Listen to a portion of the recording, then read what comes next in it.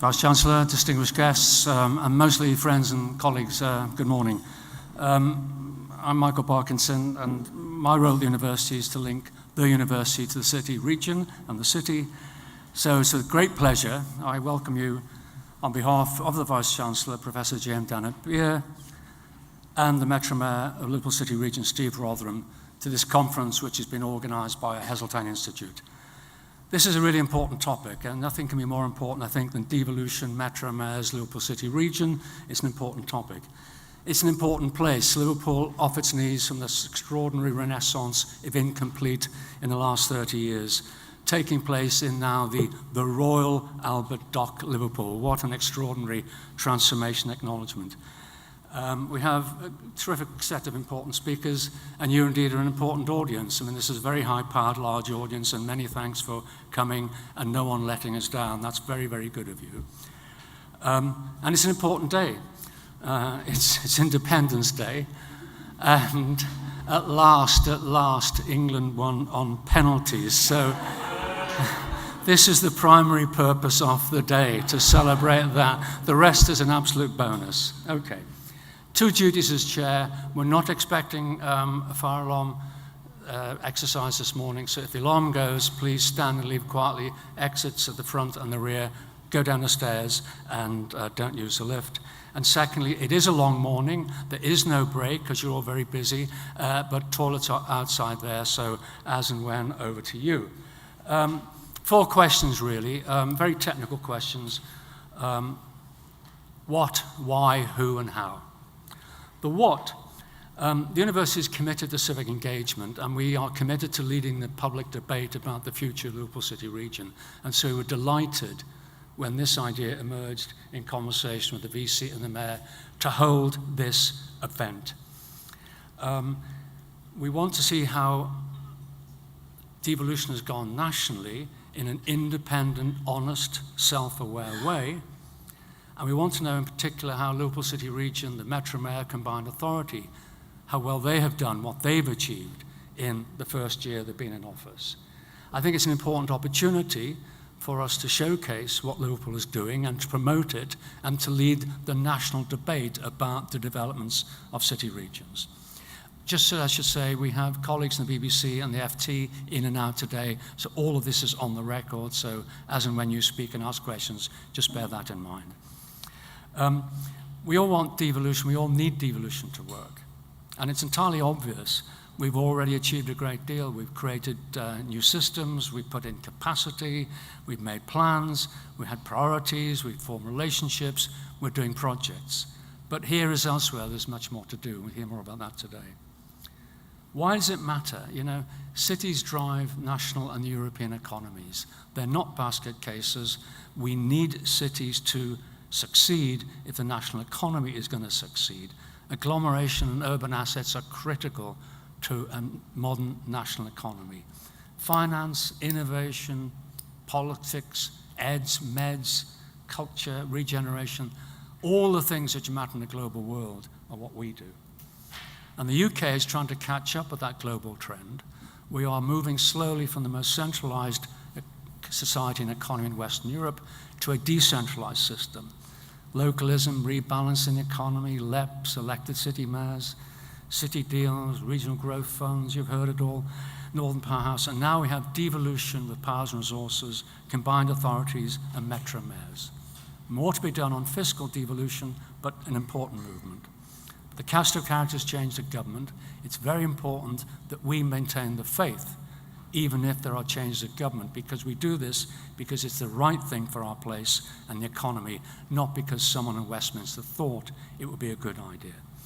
It's a moment of risk, so we must make sure we deliver. Who? We've got a star-studded cast. I mean, testament to the importance of the topic, but I think also the convening power of University of Liverpool. Philip McCann, a leading European scholar, advised the European Commission, is going to set the scene on why this matters. This is not the deck chairs on the Titanic. This is really important. Steve, Metro Mayor Rotherham, will be talking about his achievements, actions, and ambitions, and looking ahead. Stephen Jones, family really, great Scouser, very important in government now, knows the scene across the country, will have a family conversation about what's working where and where we fit. And I hope he's going to say how much we've done. But he can speak truth unto power, so we should listen. My colleagues Mark Boyle and Aileen Jones from the Heseltine Institute will reflect upon Brexit. This is not a Brexit conference, but it is an element in the room. We want to say something about that. In terms of what's going to happen next, Mark Bousfield and Kirsty Pearce, two very good additions to the City Region Combined Authority team, will be talking about what's in the pipeline going forward, as we say. I'll never say that again in future. And a panel discussion at the end with the Mayor of Liverpool, Jo Anderson, Professor Louise Kenny, Asif Hamid, Chair of LEP, Bronwyn Rapley, CEO of Onward Homes, and Tom Walker, Deputy Chair of Homes, Deputy Chief Executive of Homes England, to reflect on wider issues and what's happening. And at the end, Andy Burnham will come to talk about delivery and capacity and performance from another city from the north, from the UK. Finally, Steve will return to reflect and tell us what he's made of the day and what he intends to do about it in future. And the Vice-Chancellor will close at 1:15. How, that's who, how, there'll be a panel, there'll be speeches, I hope there'll be questions. That depends a little bit upon whether my people give us time, and if I give them time. So without any more ado, can I ask you to welcome to the stage who's going to set the scene and talk about the international experience, Professor Philip McCann. Thank you.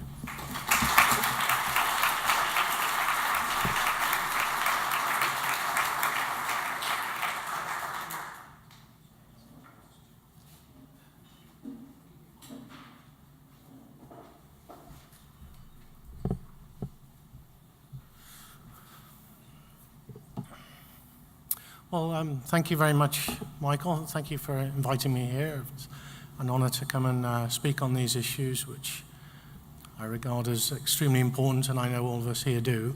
What Michael asked me to do is just to talk about is a bit about the background, the context of all these things. So the things that we're talking about today, there's a much broader set of issues which are, in some sense, UK specific, but which are much broader than the UK context as well. So this is what I'm going to try and highlight, just to give a kind of a flavour. There's different ways of thinking about all this stuff, but my own approach always starts from the issue of what we call productivity, which now is becoming more and more important in terms of public debates. But for economists, productivity is actually one of the absolute baselines in terms of how we think about everything. And the best description goes back to Paul Krugman in 1994. Productivity isn't everything, but in the long run, it's almost everything. A country's ability to improve its standard of living over time depends almost entirely on its ability to raise its output per worker. And for me, that's the bottom line principle that drives how I personally think about all these issues. Why? Because productivity differentials within the UK, across the country, the different parts of the country, they're just about the largest in the industrialised world. And there are many dimensions on which the UK economy has been decoupling for about 20 years, 20, 25 years, into really very different economies. You've got the economy of London and its hinterland, which would extend as far as the kind of eastern parts of the southwest, so places like Bristol, Bournemouth, up to places, obviously, Oxford, across to Cambridge, up to about somewhere like Peterborough, and then all of the southeast hinterland contained in that. That part of the economy is basically drifting ahead of everybody else, and it's outperforming most international benchmarks on almost every indicator. Then you've got Scotland, which has quietly been drifting away institutionally, and quietly doing pretty well economically over the last 20, 25 years as well. And then you've got the rump of the UK, which is the Midlands, the North, Wales and Scotland, which has actually been falling behind. Now, some people say, well, these kind of inequalities, these events that you see in the UK are really because of the ultra performance of London. Actually, that's not correct. The extent to which the most prosperous parts of the UK have outperformed European and OECD averages in terms of productivity is almost exactly mirrored by the extent to which the rest of the country is underperformed.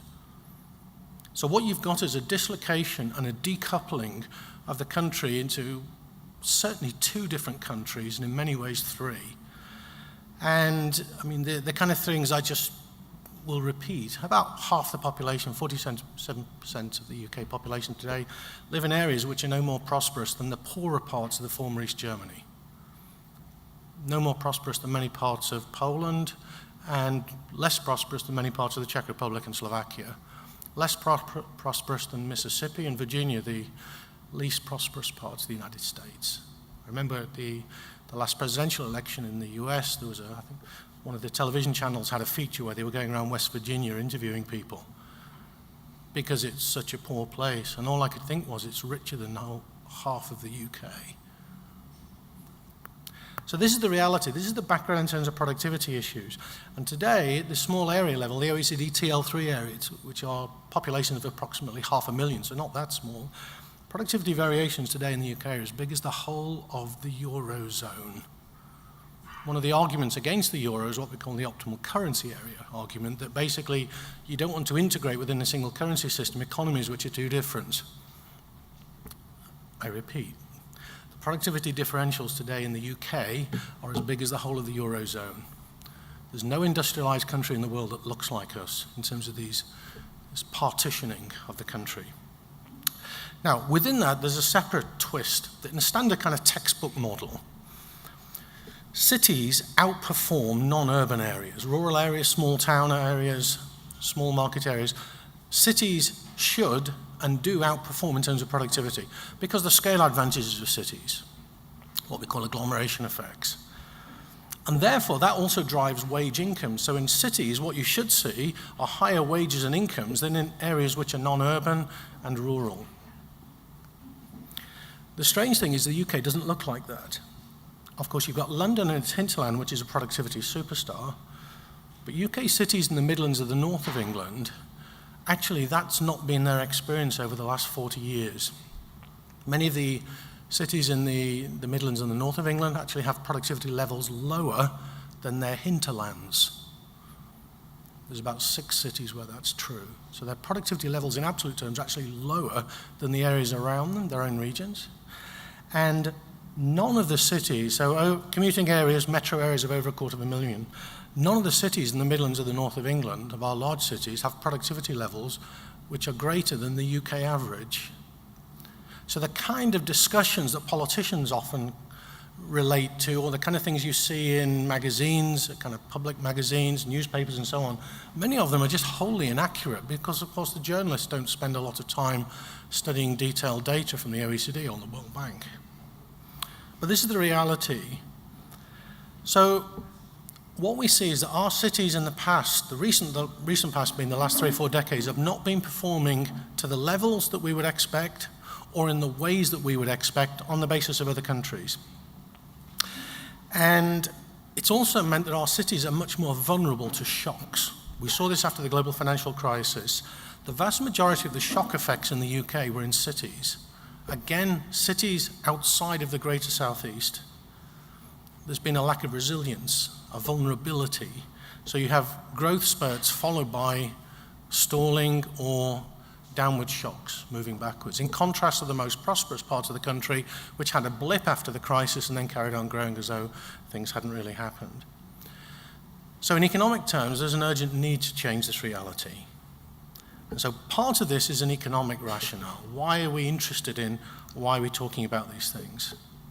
Because fundamentally, within the UK economic system, there's been a failure of the prevailing, let's say, the UK economic framework or model or whatever you want to call it, to support the cities outside of the greater southeast. That's just a reality. There hasn't been a trickle-down effect. There hasn't been a London engine effect. What's happened with those parts of the country is they've simply decoupled and kind of drifted off on their own. There haven't been feedback effects, linkages, all this kind of language. It simply hasn't happened. Most of what we see was predicated on the belief, the assumption that these things would happen. Why? Because they happen in most other countries. But they haven't happened in the UK. The UK today is a complete outlier. It is very, very hard to find a comparator for the UK's realities outside of the developing world. It's extremely difficult because no one really looks like us. And we see this in terms of the effects of the 2008 crisis, of course, that dominated by the shock effects in the Midlands and the North. But while these things are interesting for me, this is what I do in my day job, spend my time looking at these numbers, and for those of us who do that, the numbers are stark and shocking, and, well, we understand them. What slowly happened is it started to permeate in national debates. People have started to realize that something has been happening for a long time. And those realizations have started to filter into political debates. Journalists are starting to think about these things. People in the civil service, for example, have known these things a long time because they spend their time, Tom's here, they spend their time looking at numbers and thinking about policies. But how that gets out into the wider world, that's not happened in the UK. What we call agglomeration economies, the city economy drivers, social interactions, knowledge interactions, skills, hiring, people moving down through different job search processes, all those kind of things that happen in dynamic cities. What's been happening in most other parts of the industrialized world basically hasn't been happening in large parts of the UK. So these are the economic rationale as to why we're having these conversations today. We don't look like what we should do, what we could do, and what most other people already do.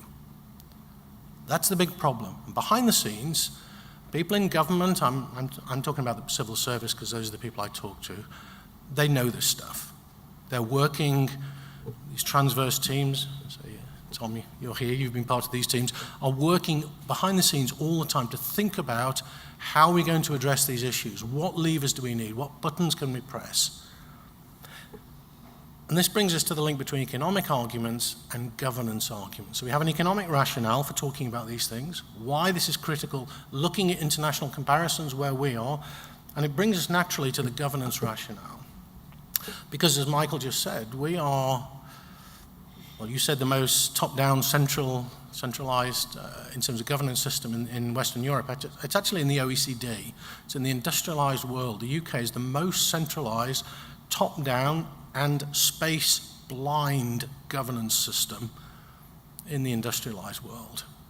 And of course, what we've got is this irony that we have this incredibly heterogeneous, differentiated and decoupling spatial economy with an economy which is a governance system which is the least attuned to dealing with those realities. It's what I call the UK regional national economic problem. And it's a disaster for national policy making, because any kind of policy framework, you have in your mind a context of what you think the world looks like. You know, you think about a policy, whatever it is, whether it's education, transportation, skills, innovation. Okay, what does a representative place in the UK look like? We want to try and design a policy system that's relevant for that place, such that we can roll it out nationally. If you live in a country which internally is very homogeneous on most dimensions, small countries like Denmark or the Netherlands or New Zealand, but very large countries like Japan, then if you have a policy designed around some sort of context that you have in mind, if you roll it out nationally, it more or less has the same effect everywhere else, because everywhere is more or less the same. And it allows your policy to get traction because you can fit your policy to the setting, both locally and nationally. So there's some arguments for top-down centralized planning in those kind of cases. Or I should say Japan has been decentralizing massively in the last 25 years. But in a country which is internally so differentiated, a national approach in many policy areas either can't work, or if it does, it's by pure chance. Because places are becoming less and less like whatever you have in mind. You're aiming at a target which is becoming more different from the model that you have in your mind. So the kind of central design and delivery of policies becomes increasingly inefficient and ineffective. And the converse of that is greater requirements for local engagement and local knowledge becomes more and more important because places are so different. And so this relationship between internal heterogeneity and the rationale and the effectiveness of policy interventions is getting at the governance rationale for devolution. And again, in the wider world outside of the kind of policy arena, the civil service, the academic world who are looking at these things, London-centric narratives, many national narratives are actually London-centric. I mean, I always say the test is you read an article in a newspaper, and if it says UK or Britain, you just rub a line through it and put London. If the context and the logic doesn't change, then the argument's rubbish. Because you'd have to be able to put in Sunderland. If the argument doesn't change when you put Sunderland, you know it's a good argument. The vast majority of national newspaper arguments when it comes to economics are actually very, very weak, because they're written by people who are living in a context where they're talking about the world around them 24/7, which is where they live and they work, where their kids go to school, where their friends are, with the people they interact with, or all the think tanks, the advisors, and so on. It's a story about part of the UK. In real terms, our productivity hasn't increased in 45 years. We are, relative to our national competitors, we are still at the same level we were in 1971, when we were the sick man of Europe, and 1991, and in 2001, and today. There's only one country in 45 years we've overtaken in productivity terms, that's New Zealand. And New Zealand's nearly caught us again since the crisis. And yet we have these parts of the country which are hugely prosperous. How can that possibly be? Because half the country has underperformed to almost exactly the same degree. This is the reality of where we are. So, there's a governance logic that governance becomes less and less effective in this context. At the same time also, there are observations of limited governance devolution in the London case, the last 15 years particularly, around transportation, infrastructure type issues, and also the experience of Scotland. More and more places have started thinking, actually, they seem to be doing things in those parts of the country. Maybe we want to find our own way, not to mirror what they do, but to start taking on board some of those lessons. So where we are today, the essential response is to upscale and to reinvigorate local policy design, local policy delivery, and local stakeholder engagement. And that's what the rationale for devolution is in governance terms. Importantly, devolution is not decentralization. Many people talk about them as though they're the same thing. Fundamentally different. Decentralization is central design but local delivery. It's top down. Somebody comes up with the logic and then you have to deliver locally. That would be more like how the RDAs were set up in the late 1990s. That is not devolution. Devolution is bottom up. It's local design, local delivery, local engagement. The centre basically sets out a broad framework, a set of rules, if you like, and then stands back. And I use the word reinvigorate because how were our great cities in the Midlands and the North built? By local engagement. Civic society, working with the private sector, working with the public sector, local government. Our city-based devolved public policy making gave us the street lighting systems we have, the sewerage systems we have, our modern health and sanitation systems, all locally planned and delivered, clean water provision, our museums, our art galleries, our education, our technical institutes, our theatres, our orchestras, our parks, our public open spaces, and all of our universities. It's the same story in the United States. The growth of the great cities in the US, as the US expanded westward, the growth of the Canadian and Australian cities, all about local. Institutional formation, institutional building, institutional driving. There's many, many parallels in the United States, Canada, Australia, New Zealand, Germany, the Netherlands, Belgium. But the difference is what we see when we observe the data is a great deal of success in terms of devolved city government and governance, rather, across OECD countries. It's something that we lost. Devolved governance became heavily embedded in societies such as the USA, Canada, Australia, Germany, even small countries like Austria, Belgium. It was largely lost in the UK gradually throughout the 20th century for complex sets of reasons, all interacting and overlapping in many, many different dimensions. Except, we've had this recent step towards, obviously, devolution primarily in Scotland, and the issues in Northern Ireland and Wales. But city devolution is the driver. And the case I always refer to when I'm trying to explain this, if any of you have either lived or worked in the United States, or if you've just been on holiday and watched late night news, national news on television, NBC, CBS, ABC, the national news anchor programs in the US are at 5:30 in the evening. How many Americans are at home from work at 5:30 in the evening? Nobody. No one watches national news, even before the internet age. Everyone watches news at 10 o'clock at night. 10 o'clock at night, all over the United States, is city and state level news. That's where all the actions and activities that relate to people take place. Devolved governance is how the countries work. We look at the US and people, obviously look at what's going on in Washington. Most Americans don't care what's going on in Washington. Most Australians don't care what's going on in Canberra. In Canada, they largely don't really care what's going on in Ottawa. It's state and city level drives everything. There's no constraint on growth associated with devolution. There's no boost to growth nationally, nor is there any constraint on growth. What there is devolution makes growth more even across the country. And that's a huge part of the rationale as well. People say, oh, if you devolve, then we're going to limit national efficiency. It's nonsense. The evidence says, no, it's not related to that. It's to do with the distribution of growth and economic prosperity. The UK is this outlier. Huge inequalities, even greater concentrations of economic growth with a top-down centralized governance system. That's also a challenge to democracy. There's now what we call a geography of discontent, which is widespread. People in places, famous phrase, the revenge of the places left behind. We've seen this in various political and referendum voting situations. So, crucial capacity building at the city region level and stakeholder engagement, that's what we have to focus on. Now, the crucial elements and the objectives, they're both. Learning by doing is essential. The only way you start to do this is by doing it, by learning through demonstration, participation, and so on. We need to achieve economies of scale at the city level, similar to what you see in most of the European countries, North American, Australian cities, Australasian cities. Everyone else is doing it. We have to do it as well. The problem is that our lower tiers of government are simply far too small. The vast majority of issues around innovation, entrepreneurship, supply chains, energy systems, foreign direct investment, they're not constrained by local authority borders.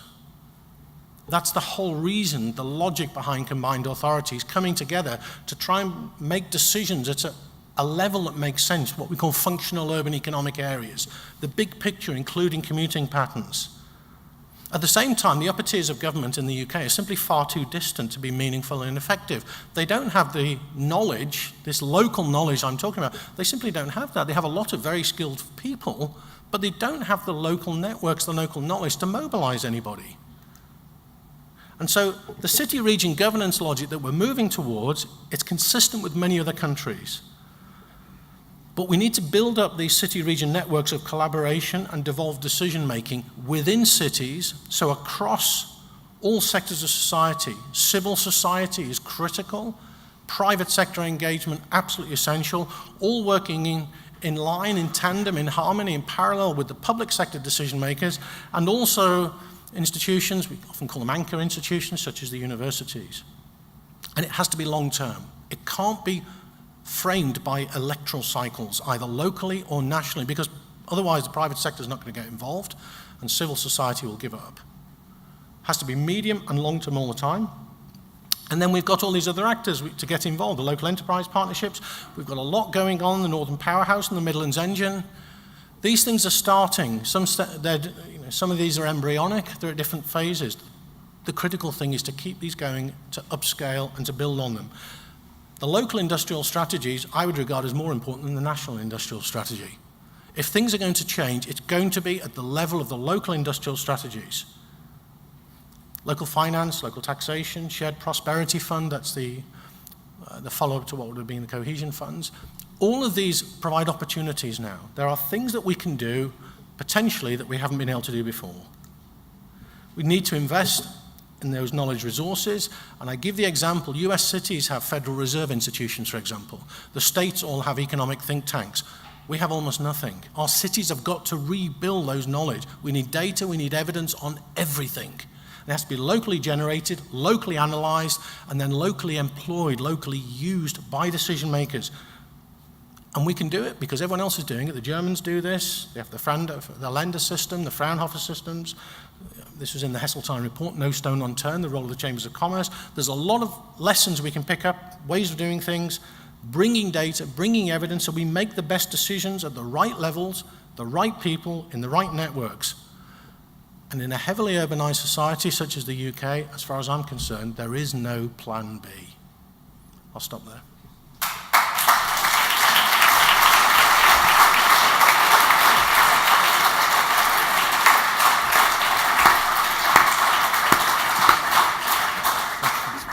That was fantastic. I mean, challenging but optimistic at the end. If there's a burning question or comment to Philip, please, let's have it. He's probably frightened you into submission, but there will be some important things. No. It was fantastic, Philip. Very tough, very challenging, and as I say, a real opportunity end. So marvellous. Stayed on time, got us on time. Thank you very much indeed. Thanks, Mike. Thanks.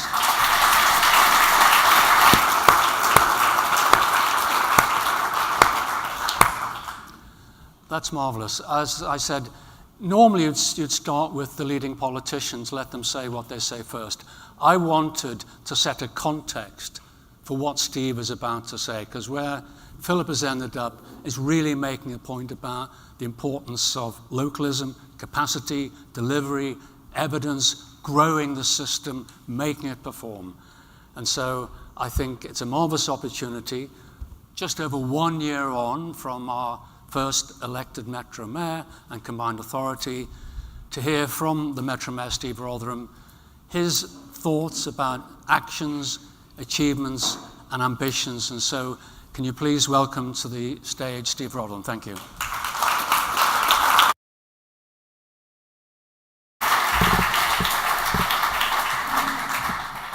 Thanks a lot, Philip. Genuinely, it was an absolutely brilliant contribution, and I'll try not to repeat much of what you said, but it does provide, I think, a brilliant context and a backdrop to what it is that I've been asked to come here to speak about. And as Michael said, it is just over a year since I was elected as the Metro Mayor of the Liverpool City region. And although it's, I think, easy to forget, given how much has happened in the intervening period, it's only 4 years since we formed a combined authority, and 3 years since we signed our historic devolution agreement in 2015. So it's probably an appropriate juncture for us to reflect on how the experiment in devolving powers from the centre is progressing locally and nationally. Because if we're to understand where we're heading as a city region in the future, it's important to remember why we began this journey in the first place. And it wasn't to get some more cash, although given the huge cuts that our local authorities have had to endure since 2010, who could have blamed our council leaders if it had have been just that? I know it was because they recognised 3 things. Firstly, as it's been said, we live in the most centralised political system in the OECD. Secondly, we have the most geographically unbalanced economy in Europe. And thirdly, that these 2 things are interlinked. Taking control and making more decisions here rather than in Whitehall is the first step in bringing about economic rebalancing. Now, having got some power through devolution, we're beginning to show what we can do with it. The skills agenda is a massive priority for us locally. So we've invested £30 million in 40 skills projects, giving students access to more courses and new state-of-the-art facilities, including the Port Academy at Hugh Bird, the Digital Centre at City of Liverpool College, and the Ideas Centre at Riverside College, all delivered through devolution. Our Household into Work programme, a £4.5 million project, is already up and running and is providing 800 households with the support they need to find a job, delivered by devolution. There's £460 million worth of new state-of-the-art rolling stock for the Merseyrail network, owned by us, the public, delivered by devolution. We've just concluded the 2018 International Business Festival, bringing thousands of visitors from hundreds of countries to the city region to discuss trade and investment opportunities, delivered by devolution. There's £5 million for Liverpool's 2018 cultural events programme, the Tall Ships, the Giants in Liverpool and the Wirral, public art and events, rightly putting culture at the heart of the Northern Powerhouse, delivered by devolution. and a brand new rail station at Maghull North, the first to be opened in the Merseyrail network for more than 20 years, allowing for the development of 2,000 new homes, all delivered by Devolution. So what we can say 3 years on from signing our Devolution deal, I suppose, is lots done, but lots more to do. We've only just started to scratch the surface of the opportunities that Devolution presents, and over the coming months, we'll be making further investments to strengthen our local economy, create local jobs, foster innovation, especially with our universities, and renew infrastructure in every part of the city region. For instance, £12 million for Paddington Village in the Knowledge Quarter, £20 million for the new cruise liner terminal, £10 million for Shakespeare North Playhouse and Rail Station, and up to £28 million for Parkside Interchange, to name but a few. By 2020, the investments we'll have made from the first round of devolution funding will have led to the creation of 2,000 apprenticeships, 5,000 jobs, and 15,000 new homes. And for the politician, projects like these matter. They're great, something that we can point to at election time and answer that question, what is it that you've done? Because they're making a real difference to people's lives. Like the life of the person you should hopefully be seeing on the screens at either side of me, but if not, certainly you can see on the display to my left, because that person there on the left is Lewis, who recently started an apprenticeship at Alstom Train Maintenance Depot in Widnes. He's working in an industry he wants to work in, getting trained at work in partnership with a local college, and he can see a clear path to the career he wants. Now, Lewis has had the opportunity to do this because we invested £3.4 million in Alstom's new train maintenance depot, which is supporting more than 200 new apprenticeships. This is just one of so many examples of the real impact that devolution is having for real people on the ground. And you can see more examples of real lives changed on the pull-up banners that are dotted around the room today. Because I think we recognise that we need to better connect with the people that matter, the public, and explain what the real delivery benefits and the real delivery to people's lives, like Lewis is, to people on the ground every day. Along with what have you done questions, people often ask, why do we need another mayor? And I often say it's a bit like having two cathedrals, different in styles, but complementary to each other. And just like our cathedrals, Joe and I need a bit more repair and maintenance these days. But Joe's always been a big supporter of devolution.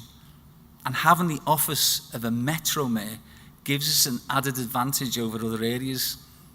Since I was elected last year, we secured more than £500 million in additional funding from central government, including £134 million what's called Transforming Cities funding, which we'll use to modernise and improve our transport network.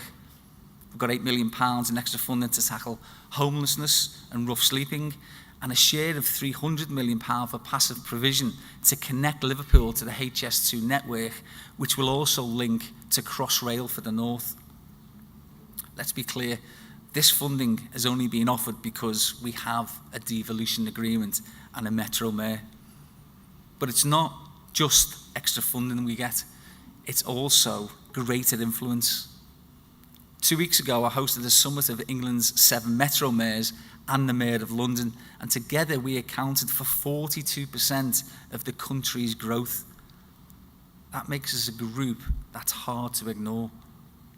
It's why when last year I called on the government to show its commitment to the Northern Powerhouse by connecting Liverpool to the HS2 network, they did. And a passive provision clause is now included in the government's hybrid bill. We're also working with leaders right the way across the Northern Corridor to ensure that we exploit the agglomeration effect that Philip was talking about earlier. 19 areas representing 16 million people. You know, that's twice as big as London, and I'd say we've only ever had half the influence that London's had, probably less. But having a metro mayor with a mandate to deliver also means having someone who can drive through big projects. Since I was elected, I've prioritised 2 major investment schemes, and I know that some of you will have heard of these before, but if we get them right, they could be transformational. The first is utilising our most famous natural asset, the River Mersey, to create clean, green, predictable tidal energy. And the second is to provide every home, business, school and hospital with ultra-fast access to the internet by connecting the GTT Hibernia link in Southport to the Hartree supercomputer in Daresbury via a digital loop. Renewable energy meets ultra-fast digital connectivity. Together, they can be the foundations of our future economic prosperity and are the key to making our city region the digital gateway to the 4th industrial revolution. Both of these exciting projects are progressing well, and the combined authority will receive outline proposals for both later this month.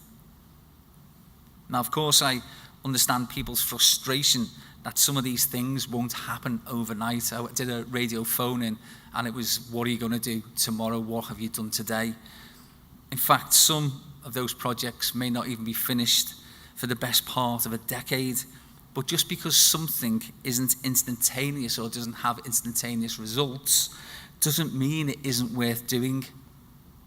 Take, for instance, where we are today. When these docks were opened in 1846, they were the first of their kind anywhere in the world. But by the 1970s, they'd closed and fallen into disrepair. It was because of vision and long-term strategic planning that the Merseyside Development Corporation was able to begin the lengthy journey of regenerating these docks. Their rejuvenation mirrored the vicissitudes of our city during those decades, and these buildings represent a contemporary reminder of Liverpool's renaissance.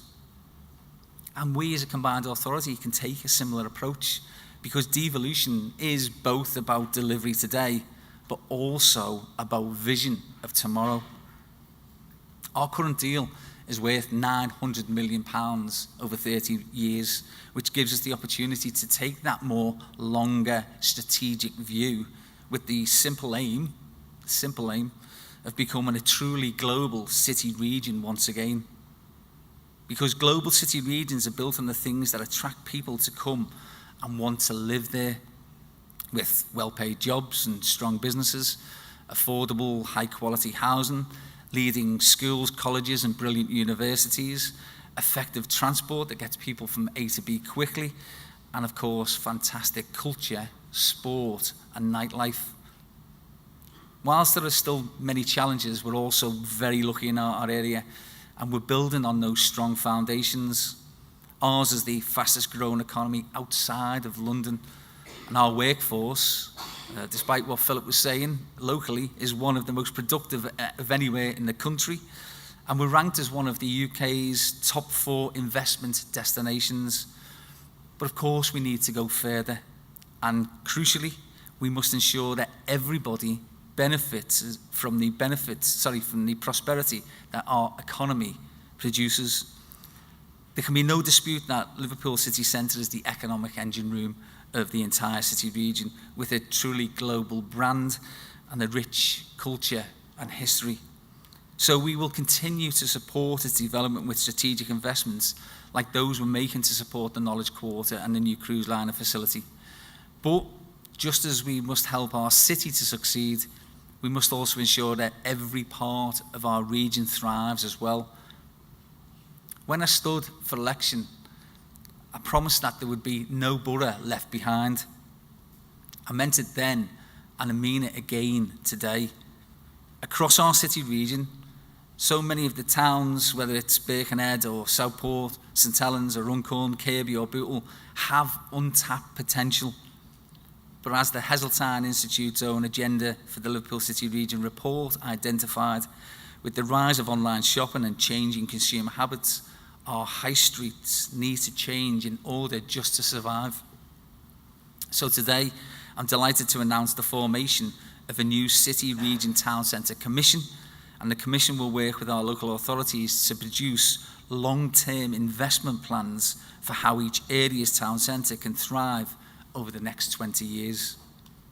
I can also announce that I'm pre-allocating £5 million of funding, up to £1 million for each borough with a town centre, in the first round of the Metro Mayor's Town Centre Fund. And this fund will be for investment in areas that work with the Commission to develop master plans for their areas. I think it's a clear signal that I will ensure that the benefits of devolution really are passed down to every part of the city region. I'm also proud to say that this approach will be reflected right across the board through our new investment strategy, and Mark Bousfield will talk more about that later. Of course, any decisions that we take, though, will rightly have to pass value for money tests and comply with our rigorous assurance framework, but we must also ensure that future projects honour the commitment to inclusive growth. And there's good reason for this, as Professor McCann outlined earlier. The hard truth is that for far too many people in our area, despite the progress that we've made locally, our economy still doesn't deliver, specifically for the 330,000 people in the city region trapped in in-work poverty, for the 24% of workers paid less than the real living wage, and for the 1 in 4 children who grow up in poverty. And this is the case in the world's 5th richest economy, and it's just absolutely preposterous. So, rather than using the money we receive through devolution to continue this inequality, we have an obligation to do things differently here. We'll focus on encouraging the growth of sustainable, locally rooted businesses with a strong attachment to our city region and a commitment to creating well-paid jobs. We'll also capitalise on the great work being done by our voluntary and community sector by boosting local supply chains and aligning our skills strategy with our investment strategy. In this way, we can create a virtuous cycle between growth and inclusion, because who shares in the prosperity that we create is just as important as generating that growth in the first place. That's why our new approach to investment and inclusive growth will also be reflected as we develop plans for the local industrial strategy that Phil spoke about earlier. And it's to the government's credit that they recognise that alongside national ambitions, a local approach is needed if we are to unlock latent economic potential and increase productivity. And here in the city region, we're ready to take on that challenge. First, we have to equip our young people for the future world of work and raise aspirations for everyone. I go to some of our schools and there's a real poverty of aspiration, and we need to break that cycle. So we need to equip our young kids, the people in our schools, for the future world of work and raise those aspirations, because 65% of kids in school today will work in jobs that haven't yet even been created. These jobs of tomorrow will be about VR, AI, robotics, cobotics, cognitive computing, and augmented reality. And I wondered to myself when I was writing this, who will UKIP blame in the future? Their party political broadcasts of a dystopian world will be interesting, won't they, with an octogenarian Nigel Farage bemoaning all these robots coming over here, taking our jobs. So, with Brexit looming, unfortunately, the government signalled that they will use industrial strategies as a key mechanism for future funding, and I'm determined that our local industrial strategy will be ambitious, long-term, and grounded in evidence. And that was a big part of what Philip was saying. Our approach will be an evidence-based approach to everything that we ask national government for. And work on this has already begun. We're currently refreshing our intelligence base and prioritising key growth sectors and assets to provide the foundations of our strategy. From the moment I was elected, I said that I want to change our relationship with government. And I've always stood up for the best interests of our city region as a councillor, as a Lord Mayor, as an MP, and now as the Metro Mayor. And if it means challenging ministers when I think they've got things wrong or they've done things to damage people here, then of course I've spoken out. I've done it on the Northern Rail crisis recently over universal credit and the debacle of this rollout and disproportionate cuts to our local authority funding, to name but a few. But equally, where there are things that we do agree on and where we can work together to deliver benefits for our people here, then I'll do so without hesitation. We've already seen the fruit of this approach in the extra funding that we've received recently, and I'll be pressing ministers in the coming months for further funding. The government, for instance, needs to help us to boost the number of apprenticeships and job opportunities, develop our digital connectivity, and to give us more powers over our skills system. Although it's early days, I'm hopeful that we will have more good news to report on after the autumn budget. We're engaging with government agencies at a strategic level too, and I'm delighted that Tom Walker from Homes England is here today, because as a combined authority, we've begun to work closely with Tom and his team on securing funding to remediate brownfield sites not currently viable for commercial development. Our brownfield first approach could rapidly increase the number of quality affordable homes being built right across the city region, and hopefully Tom will have some exciting announcements to share with you very soon. I've always argued that devolution was a journey and not a destination in itself. Just look how Devo in Scotland started and where it started in Wales and how it's evolved. So my message today is simple. Devolution here is starting to deliver. Negotiations will continue to secure more funding and further powers. Our new investment strategy will focus our funding on growth, which produces more than just profit alone. And our local industrial strategy will provide the route map to making us a global city region in a post-Brexit Britain. Our destiny for once is in our own hands. We have the assets and talent to build our own northern powerhouse right here in the northwest. That is ambitious, fair, green, connected, and works together. And they were the 5 pillars in my manifesto that I stood on. Warren Bennis once said that leadership is the ability to transform vision into reality. Well, this is our moment, and I'm delighted and determined that we've got the chance through devolution, and we will seize it with both hands. Thanks very much for listening.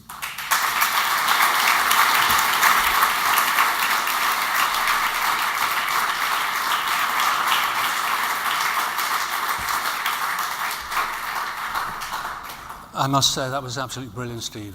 Statesmanlike and talking about the place better, the politics better, and I think 2 mayors, 2 cathedrals, what a metaphor, absolutely fantastic. Now, I let you off the first time, you're all a bit stunned, you weren't asking questions or comments. And I think that was a fabulous speech from Steve with lots of content, lots of substance, both about principles and details. So here's your opportunity. He'll be back later today, I know, but to make a comment, raise a question, anything you want to say in terms of what Steve has just said. So can I have some hands? And if I don't have some, I will do my usual thing of picking on someone on the front row. Yes, I have a hand here, please. And there's a microphone. Oh, yes. Claire Dove, please. Claire Dove, Blackburn House. Thank you. Morning, everyone, and Steve. That was great. Although I'm Blackburn House, I'm also the Crown representative for the charity and social enterprise sector. And you may have heard last week the announcement by David Lidington, and that was that there will be a new power in the Public Social Value Act, that in order to take away consider that you must for large contracts. What I want to know is what we're going to do here on Merseyside and when we invest, because the social impact we don't gather in the way we should. And also the second commitment by government, and something I'm pushing across Whitehall and beyond, is that we have pledged to spend 1 in 3 on our subcontracts to the charity, SME sector and social enterprise sector. Could we get that commitment here from you today? Well, as you know, I'm making no commitments today. I don't do policy on the hoof, but Mark will talk about social value impact later, because it's part of our new investment strategy. It's a different way of working. That's why I did mention during the speech, and you can't cover everything, obviously, in a 20-minute speech, but I did mention about the need for inclusive growth, and that's part of the inclusive growth strategy. Also, you'll be aware, Claire, that we've got the first ever Fairness and Social Justice Advisory Board in the UK, which is a standing board of the Combined Authority, and that has the opportunity also to scrutinise and really to put forward ideas around the issues that you've raised. And I think that's the best forum, really, where we could use the sausage machine of the Combined Authority to bring that into our thinking and to ensure that it's enshrined into all the policy making. Okay, thank you. I'm not letting you off. Yeah, Chris Graham, please. There's the microphone coming. Can we get it across fairly quickly? Thanks. This is Teamwork in Action. We're passing it along. Christopher Graham, I'm the chair of Capacity, the Public Services Lab. Following up on Claire's point, can we see greater imagination from public authorities, whether it's the local government or in the health service, to grab the opportunity to rethink the way in which public services are delivered, making use of the local, the charitable, social enterprise organisations that are there. And certainly my organisation, the Public Services Lab, is there to help that process, to get the public authorities to think more imaginatively and to get the local sector, the social sector, to raise its game, to be credible partners with the public authorities in delivering local services. Yeah, except that, of course, as a combined authority, we don't deliver services, so it's more difficult for us, but we do want to, through our procurement process, open up to the third sector so that they can bid in for monies, and we've done that through Claire's own organisation, who've benefited from something called SIF, which is Single Investment Fund. It's going to change in the future to a Strategic Investment Fund, but there are organisations that have benefited through that. I think what a Metro Mayor can do is use some of the soft powers, though, and we can put forward discussion topics for the mayors to sit around. So, for instance, homelessness really doesn't fall under the Combined Authority, but we persuaded the 6 districts that it'd be better if we tackle this together. And so Kate Farrell, who's here somewhere today from Crisis, shared a report which was a tripartite report from DCLG, as it was at the time, from somewhere in the European Union and from Crisis themselves. And that came to us, and actually we grasped the opportunity and we were awarded nearly £8 million of funding to do that. So, you know, precedent is there that we can do things over and above what's in the devolution agreement. And I use the old Scouse adage that Scousers learn to read between the lines before they read words. And so in our devolution agreement, it tells us what we can do. And I've checked it. Nowhere does it say things I can't do. So until the government say, you're not allowed to do that, then we're going to push ahead with those things. And perhaps that's one of the issues that we can take away from today. Thank you. Jonathan Falconer from Urban Splash. Can we whiz it round, please?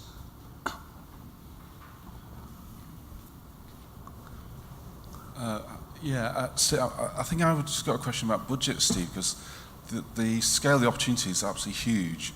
The scale of your budget seem really too low to be able to deliver on the scale of the ambition. And I'm just wondering what your view is on how we can tackle that, or if you even agree with that position. But I'm guessing from doing the maths, it's about 30 million a year or something like that, over a very large region, covering a lot of projects, initiatives you want to deliver.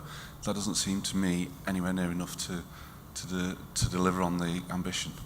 Well, we'll take you to Westminster with us and we'll argue that as well. We don't believe it's anywhere near enough, but it's a starting point, and the great thing that we can do is get a multiplier effect on £30 million. So whilst in the last few years, the formal agreement only gives us £30 million over those 4 years, we've being able to draw down about £500 million.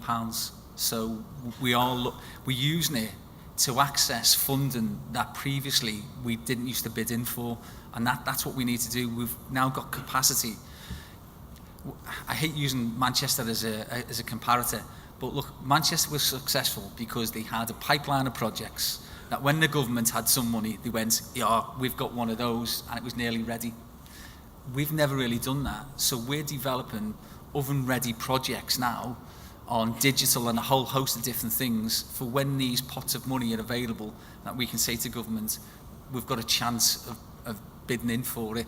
So, you know, at long last, we're buying a lottery ticket, and one day, hopefully, we'll win the lottery. Yeah, I think it's important to say we've got a much better product now, much more liable to get money out of government, but it is a challenge. Okay, Louise Kenny, Professor Louise Kenny, who's Provost Chancellor for Health and Life Science University. Thanks. Steve, I wonder if you'd like to share some observations around the devolution of the health budget based on the Manchester model. Any early observations and any comments about the ambition for that for the Liverpool City region? Well, I know, because I speak to Andy on a regular basis, and Andy's coming here later today, that it's hugely complex, and I think more difficult than anybody originally envisaged it would be, but these things always are, aren't they? But you know, Andy's been a Secretary of State for Health, and so if anybody can make it work in Manchester, surely a former Health Secretary should be able to do that, and if he does, it'd be really interesting to see what model he uses and whether that can be replicated in somewhere like the Liverpool City region. But I think you've long argued that we need political leadership from the Liverpool City region for us to be able to go to Whitehall and Westminster to argue about further integration of health and certainly social care in our city region.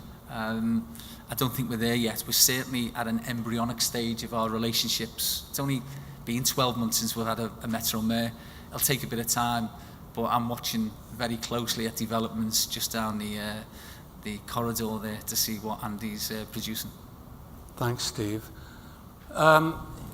Yes, Phil from Federation of Small Business. Thanks, Steve. I'm just wondering, what are we doing that's different from the past, and what should we be doing differently going forward to make Liverpool City region the best place it could be to start and grow a business in? What are we doing differently than the past? Well, we're not fighting each other, are we? We're actually working together, but we are. I mean, I know that we lost out on jobs because we had 3 of our districts competing against each other, and in the end those jobs went somewhere else, and they were high value jobs, and we can't afford to do that. We can't afford to lose any really good jobs in our city region, and we're not doing that. And I can prove that because and it has been announced, so I'm not giving any confidences away. Talgo came looking through the government at different areas, and the 6 districts and ourselves worked out which was the best strategic fit for them. I'm so impressed, are they, that they've said that we're their preferred option if they were to win the franchise to build the HS2 trains. So we'd have train manufacturing in our city region, creating thousands of proper high-skilled jobs. So that's the sort of thing that we can do, and we are doing. What do we need to do differently? I think working with government's always difficult, but we need to change our relationships. I mentioned that in the speech. We need to prove to London that we do have that evidence base. So we won't go down with a begging bowl anymore saying, you know, give some money. We need to be saying, here's a carefully articulated investment opportunity for UK PLC government. Do you want to partner with us to give us some of that funding? We'll provide some of our own funding so that we can get some benefits from it. It's a completely different approach, and I think only through having the 6 districts with the 1.5 million people, and with the synergies that those 6 districts pull together, I think that's the only way that we're going to ever change things. We can't compete as Liverpool on its own, or as Kirby, or Sefton on its own anymore. We need to do it as a large functional economic area, about 1.5 million people, as I say. Brilliant, Steve. That's actually a fantastic segue into what is going to follow. So I think, if I may, I'm going to hold comments and questions at that point. Steve will be back at the end to reflect on what he's heard and perhaps think more about some of these questions. His colleagues, Mark Barfield and Kirsty Pearce, will be in at another point talking some more detail. But just for the time being, can I personally say to Steve, that's by far the best speech I've heard from any Metro Mayor in the country. And well, the Reds got to stick together. And can you please applaud him? Thanks for that.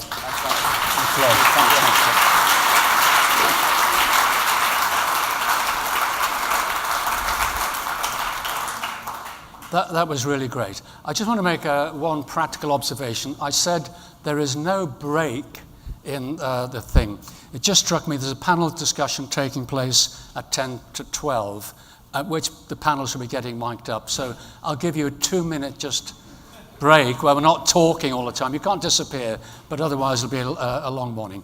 Okay, that was marvelous. And as I say, the segue there was fantastic because Steve ended up talking about the need for the city region, yes, to work locally, but to present, frankly, a more sophisticated case to government in future about why they should invest in this city region. And it seems to me, I know Philip Hammond has said, as Chancellor Exchequer, I'm not terribly interested in devolution as an idea, but if it delivers to me, I will support it. So, and I think in these days of scarce resources, having powerful investment arguments is terribly important. So with that, I want to shift from the wider global scene of why this matters, Steve's excellent talk on both substance and principle, and move now to the government's perspective on this. I said earlier, I'm delighted. Stephen Jones, an economist I've known for many years, worked together with him in government, is now head of the Housing, Community Local Government and Business Enterprise and Innovation Department, head of their local growth unit. Stephen is a proper Scouser. He lives here. He knows the patch. I've asked him to talk, in a sense, in a family way, about what's going on nationally, what's happening, what's working, and then some reflections on where we perform. So can you please welcome to the stage Stephen Jones? Thank you.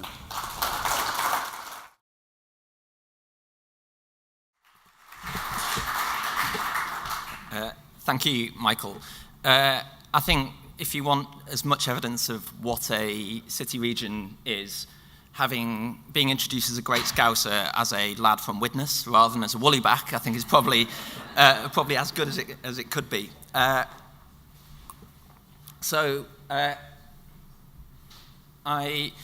just wanted to spend a couple of minutes just sort of contextualizing where we are before then doing a little bit of reflection on what our sort of reflections are from central government across the sort of 6 metro mayors that are all just over a year in. What is sort of some of the challenges? What are some of the progress we've seen? Picking up on some of the things that Steve has said, and then spend a little bit of time before opening out to questions, just sort of reflecting on where next and picking up on some of the sort of challenges that sort of Philip set us at the start of the day, sort of deflating some of the euphoria from last night's penalties with some sober assessments of where we are.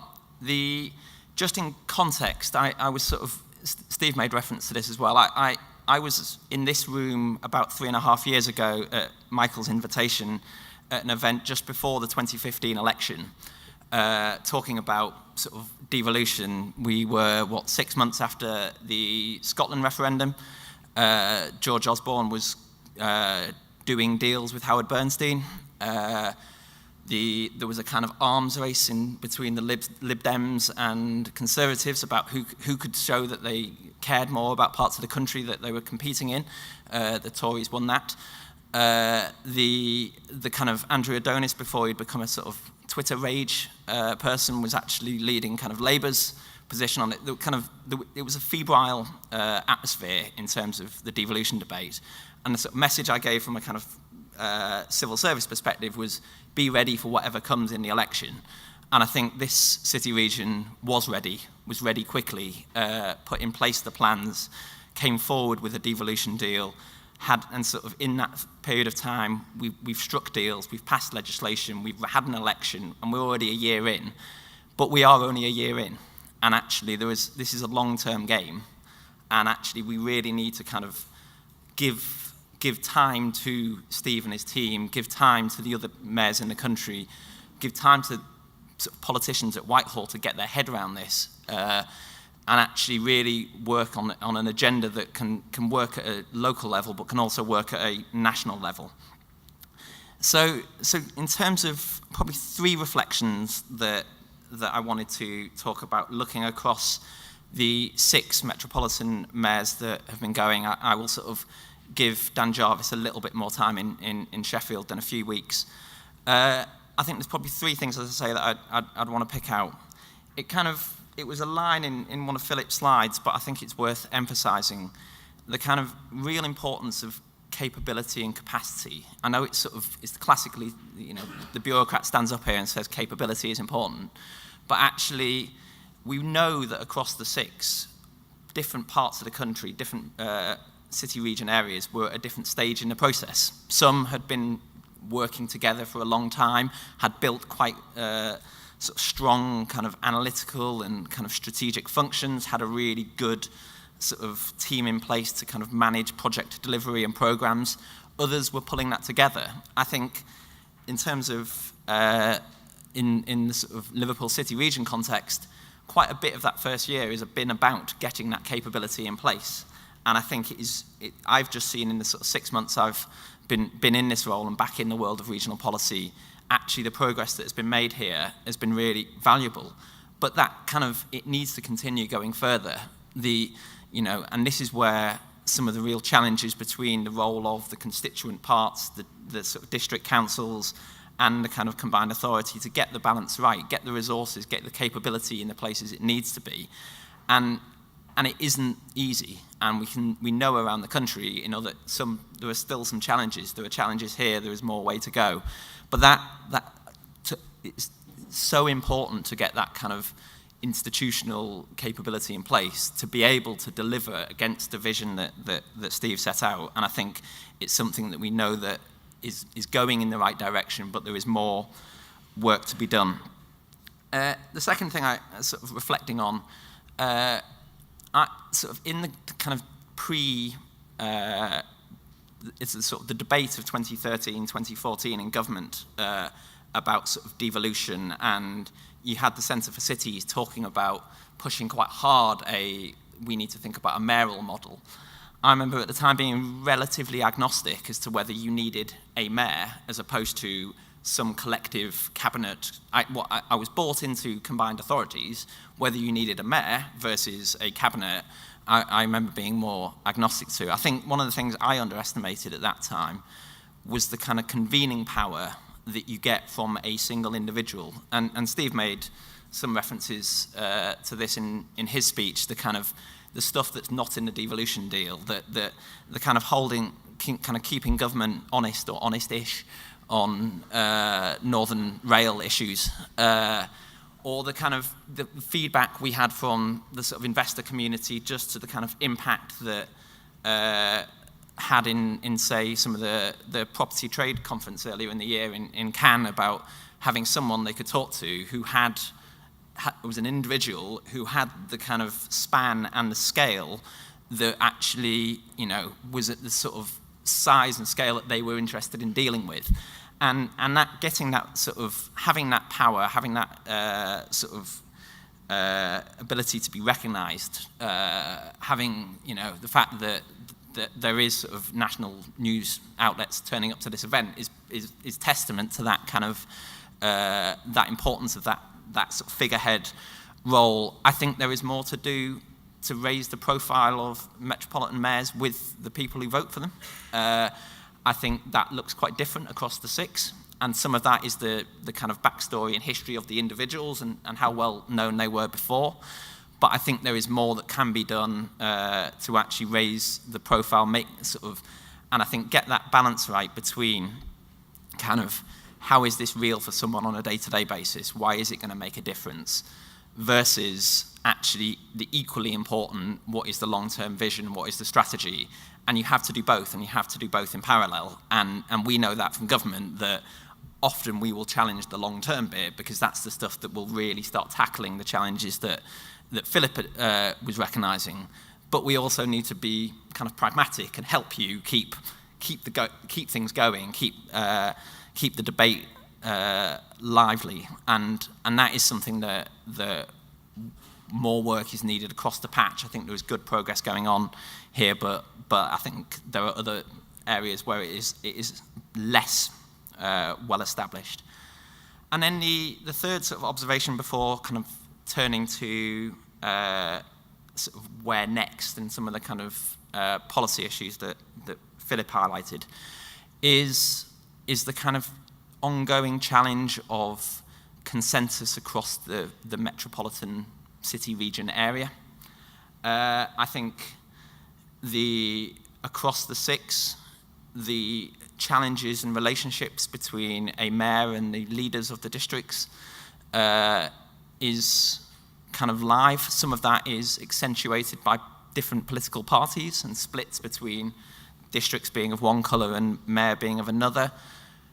That's not necessarily sometimes the worst challenge. There are others where it's all within the family, but the difference of opinion, the different challenges at the political level, I think that is hard, and it is kind of and I think it's the thing that needs most investment and the thing that needs sort of the most kind of ongoing buy-in.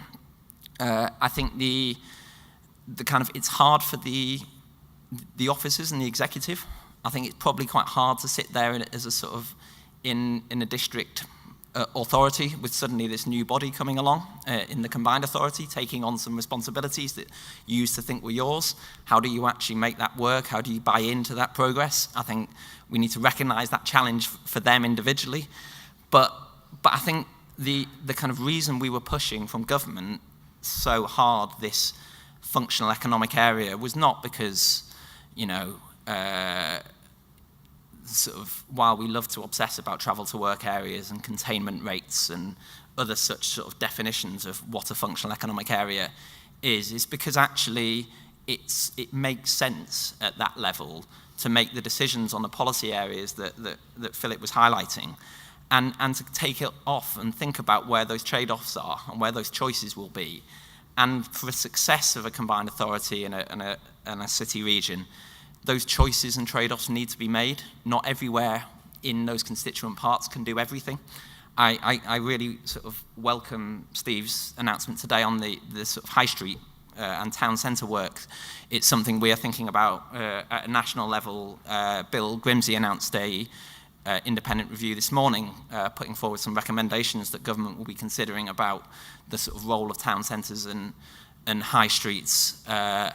And I think one of the things in Bill's review of today, which was to try and disassociate conversations about town centres from purely a conversation about retail, and how to do that. I know, for example, growing up in Widnes, I never shopped in Widnes town centre. It didn't have a Wade Smith. I came into Liverpool when I wanted to buy some trackies. But I went into Widnes Town Centre because I played five-a-side at the leisure centre. And while I was in there, I might have then gone into a few things or spent a few hours there. How in your work across the town centres going forward in a kind of internet generation are the complementarity between what happens in those town centres and having some tough conversations that some areas your town centre may need to get smaller to be more vibrant. And what does that mean? And, Widnes probably doesn't need any more supermarkets. But actually, where do some of those trade-offs and challenges come through? On the work that we're doing on the trailblazer areas, on local industrial strategies, which I'll come on to talk about in a second, it's probably the hardest bit of those conversations we're having with Andy Street in the West Midlands or with Andy Burnham in Greater Manchester about what are those things that matter economically on a national and global level that are going to be the kind of sort of vanguard of the growth in productivity and economics, and then how will that work with the kind of complementarity of the different elements and the kind of choices that come from that. And I think the kind of need for specificity, the need for real kind of genuine trade-offs. I think where we've fallen foul in the past is either trying to kind of placate everyone and so everyone gets something, but there is nothing strategic holding it together. You know, the sort of city regional strategy, or even the regional strategy going back a bit further, was a little bit of something for everyone, and it didn't actually add up to anything. Or the other failing was a kind of an unevidenced, overreaching, generic statement about, you know, we will double our GVA in the next 10 years and we will be the Europe centre of nanotechnology, and kind of that would be the strategy. Central government would kind of either ignore it or dismiss it, and then we would deal with things on a project-by-project basis. The thing that's really interesting about local industrial strategies is sort of central government buying in. I completely agree with Philip's assessment. In some ways it is far more interesting than the national industrial strategy, because it's about how to get into a conversation about sort of government, civil service, Westminster politicians buying into what are those things that are going to be at the centrepiece of the kind of economic strength of that area. But for that to work, though, that can't just be a list of everything that is going on. It needs to be the things that are distinctive and unique, and where Liverpool does it better than anywhere else.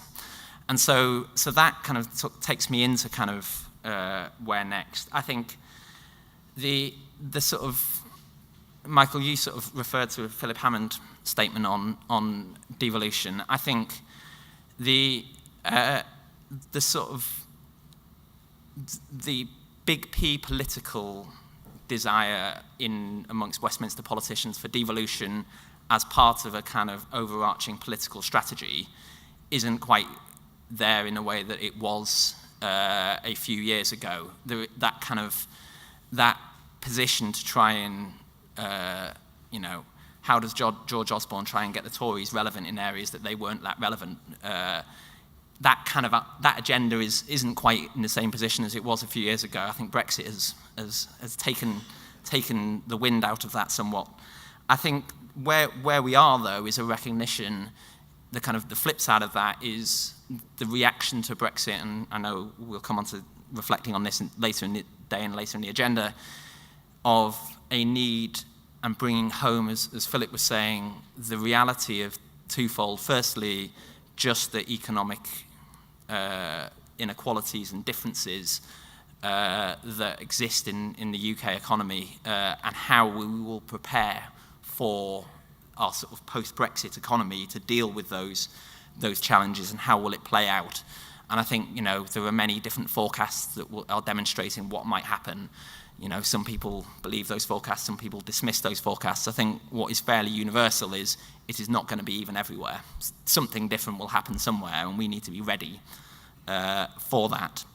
This is why the industrial strategy was so unashamedly about productivity. It's why the government is really just driving on those issues that are at the heart. I think it's why, crudely, in the devolution debate, it is more about those economic levers than necessarily a big debate about devolution of health policy at this moment in time. I think it is really thinking about who is best placed to do what. And I think that is where we are at. It is the kind of through the lens of the local industrial strategy will be the position whereby government will have conversations with different parts of the country, with the metro mayors, with local enterprise partnerships, on what that economic strategy is, what those priorities are, what the investment plans that need to sit underneath them are, and where is it that actually powers lie better.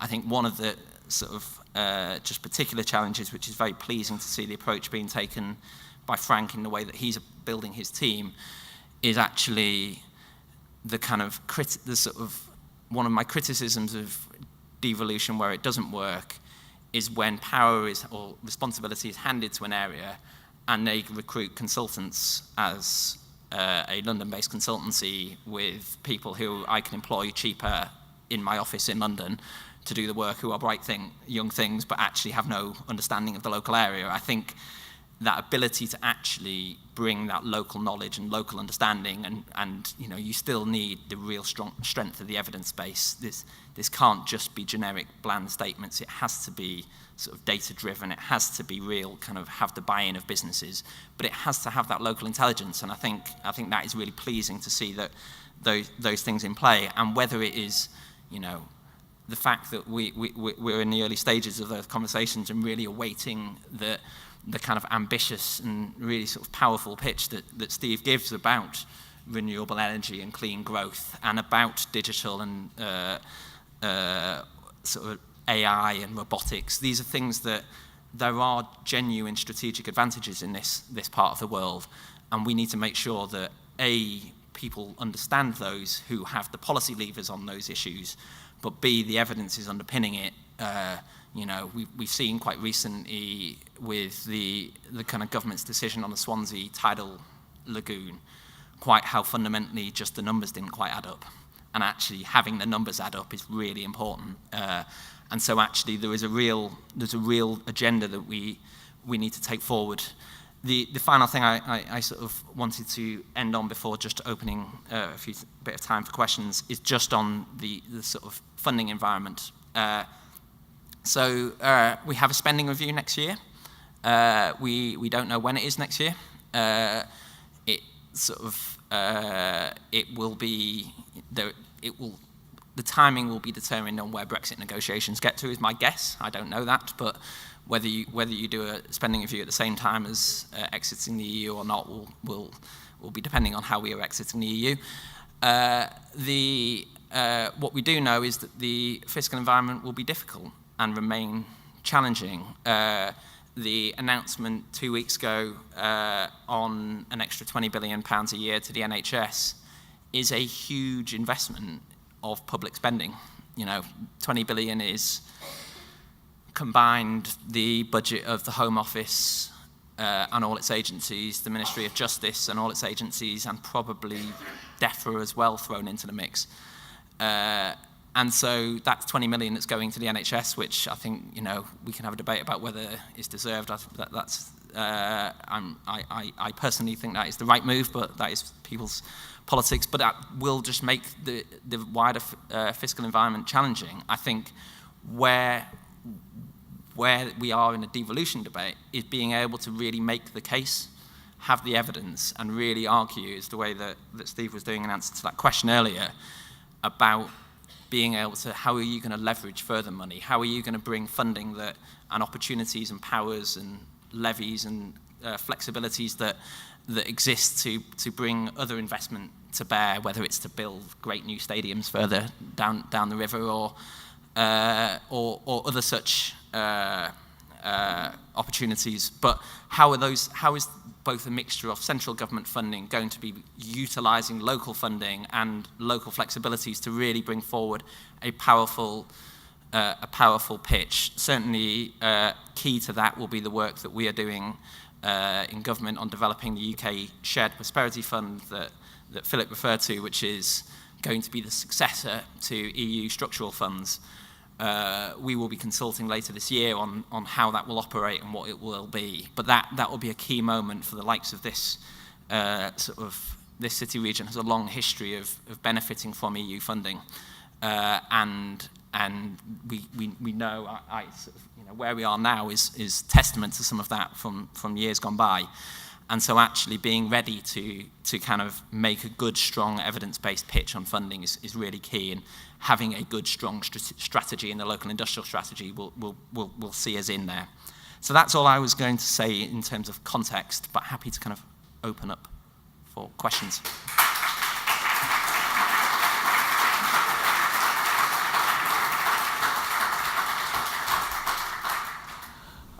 I thought that was fantastic, and the word that came to mind was realpolitik, about the need to be clear for choices. This is not easy.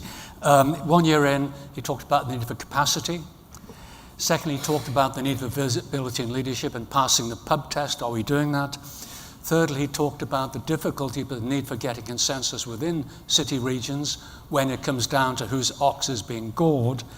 And then I think finally he talked about the need for choices and authenticity do what you do and build on that, not reimagine what you might be one day. But I think that final point about funding, the need for the city region to get good, firm proposals, well-resourced, well-evidenced in scarce resources, I think they're very, very important, challenging points. And thank you, Stephen. That was actually, if covert, a hugely honest contribution. Anyway, enough from me. I'm going to give the session a few more minutes than we might have done, because I think it's tremendously important. And I'm going to ask for hands, comments, questions, please. And if Colin Sinclair isn't going to ask, I'm going to ask him. Colin, you are leading Knowledge Quarter Liverpool. You are one of our big strategic investments. Reflect on some of the things Stephen said, please. There's a challenge, I think, in what Philip said. I think Steve's brilliant speech before and what we've just heard. That when you think about where we are in terms of inclusive growth, inclusive wealth and prosperity, I struggle to find examples of anywhere really in the world where a city, a post-industrial city, has regenerated itself and been successful in creating inclusive wealth. So in terms of the context of what you've just been talking about, are we going to have to be the first city probably in the industrial world to do that? Are we going to be the first city that can actually create inclusive growth and inclusive prosperity? I firstly don't think there are international examples. There are examples in the UK. I don't think it is completely. You will not be at the complete vanguard, but there are challenges to do it, and it depends on what your level of ambition is compared to what is achievable. So, one of the things we absolutely know about large urban areas is you will have a distribution of wealth. You'll have a distribution of income. The kind of nature of a highly successful industries will also need support industries that are lower wage and lower kind of sort of lower returns. You will have a greater concentration in urban areas of people living in social housing, and you'll have a greater concentration of people who are sort of distant from the labour market.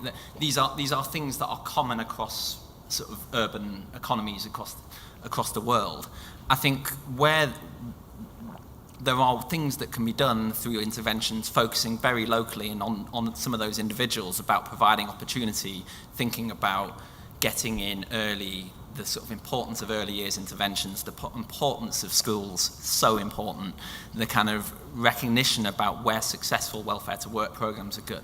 I think where there is a need for a more sophisticated debate is working out where the different elements of businesses and industry interplay within a collection of cities and towns, and how are those things complementary, and where do they interact. I think we aren't as sophisticated as we should be in analytical terms and in policy making terms of knowing crudely what is the relationship between Liverpool 1 as postcode not retail, and how does that interplay with the role of the Wirral versus the role of businesses in Sefton versus the role of businesses in Knowsley. What are those flows of trade and business to business and supply chains and kind of those things where it was sort of Philip's challenge on that kind of flow and trickle down and interconnectivity of decision making, where we need to be more sophisticated in our analysis. Yeah, agree with that. And I think if you're going to go anywhere, you go to Scandinavia, frankly, who made a better fist of all of this than we have. Time is passing. Any more comments? Yes, I've got several actually at the front here. I've at the front and then here. Can we take a few together? Sorry? Take a few together. Yeah, let's take a few. Good. So. Robert Huff first, please. Yeah, the state aid rules often been a big obstacle to investment for the public and private sector. Do you see that situation being alleviated post-Brexit? Okay. I will do that. But shall I just take a few? Yes, please. So there's a colleague here. I can see a hand. Pass the microphone. This is worse than question time. Can we get it over to the lady at the back, not in the pink shirt, but the elegant black And the People's Powerhouse. we won't have inclusive growth if we don't create better systems and processes around inclusivity and diversity in any city, in this city especially. The power resides in certain places still. There's a lot that's been said this morning about inclusive growth, but that is just window dressing if we don't include lots of different people in lots of different scenarios, getting people around the table properly, and that isn't happening. So I'd like to hear more about what's planned to open the doors and let people in to contribute to this debate. People want to. People have got great ideas in the social sector, voluntary and community groups, small businesses, but also the average woman on the street as well. Okay, thank you for that. Colleague here. Please. Hello. Hi, Sabina Frediani, Director of Communications and Public Affairs at the University of Liverpool. I was interested in your point about the consultancy expertise coming from London, of there being a tendency to kind of fall back on that. I agree, I've seen it happen far too much. But a challenge for higher education in the region and across the north is keeping our students here post-graduation. So what do we do? I mean, in terms of kind of real practical steps to encourage that to happen. You get a lot of people returning after many years in London and getting, expertise and great opportunities. But I think that is a real challenge for HE to think about in the north. How do we encourage our students to stay here and ensure that local expertise remains here? Okay, thank you. A range of very, very different questions, important questions. Some I think will be picked up by Steve coming back because some of them are more comments and questions to him. But Stephen, do you want to take those and give an overall response, and we'll move on? Thank you. Yeah, sure. So firstly, on the inclusivity in the way it was being described there, I completely agree. I think there is one of the sort of second challenge of raising the kind of convening power and profile of mayors. Part of that job is to be able to be visible and reach in and kind of have a sort of say with all of their community. I think one of the disappointments of the election so far of 7 mayors is they are 7 white males. I think a meeting the Prime Minister chaired with the chairs of local enterprise partnerships a couple of weeks ago, she challenged the room on its lack of diversity. I think they couldn't argue against. And so it's something we are going to try and push from the central side, but actually it's something that local leadership needs to do, and I'm sure Steve is and will continue to do so. On state aid, ultimately it will be where we end up on Brexit negotiations. It is something that will be traded off against various different things. I think if you loosen state aid, the EU will want to therefore instruct tougher rules on free access and customs, because why would we allow certain parts of the country or certain parts of the area to invest?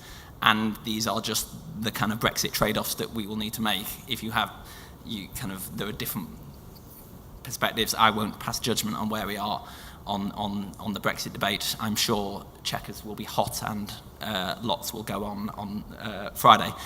On the retention of talent, I think it's something that is a real challenge.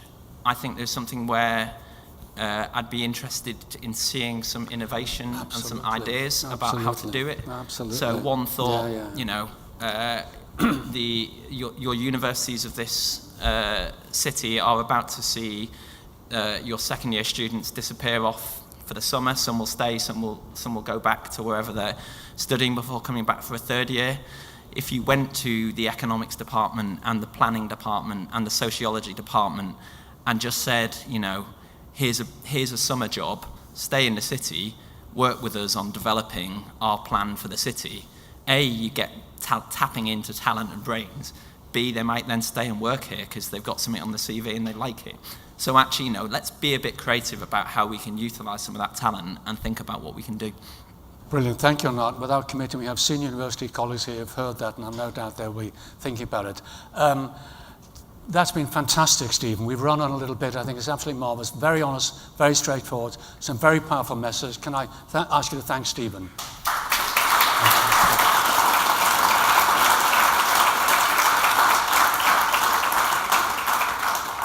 Absolutely brilliant. And there was a segue there. We ended up talking about Brexit.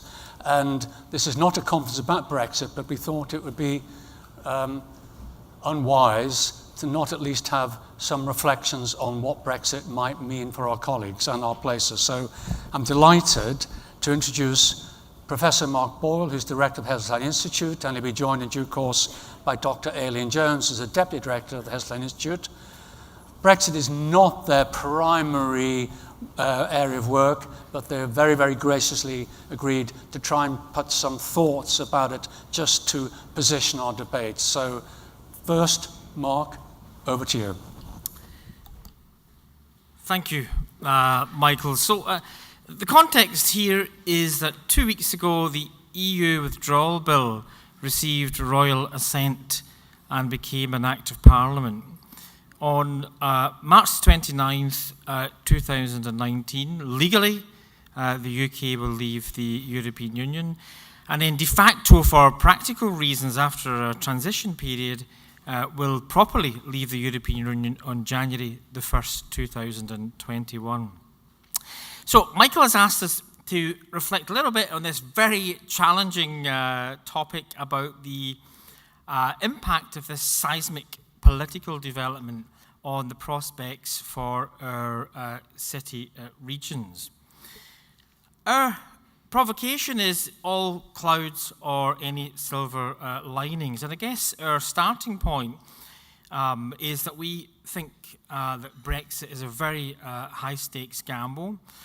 And our entry point to this, a reading of the landscape and the literature, is that the odds are that Brexit, given the uncertainty that it has at the moment, given the uncertainty that it risks breeding into the future, and given the likely political and economic dispensation that follows, is liable to diminish our city regions into the foreseeable future.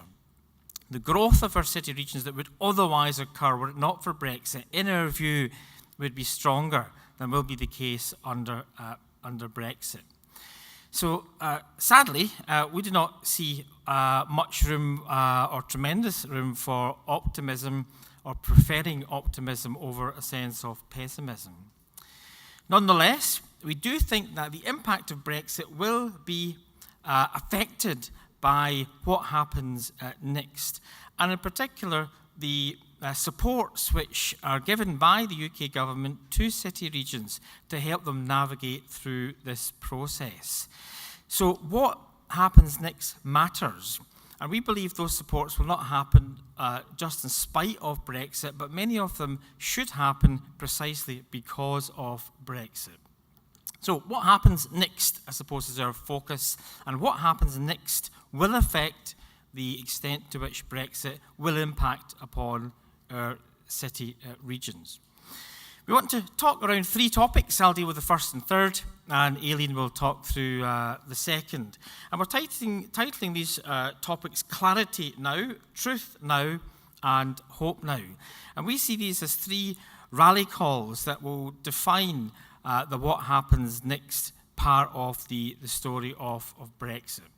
So, firstly, clarity now.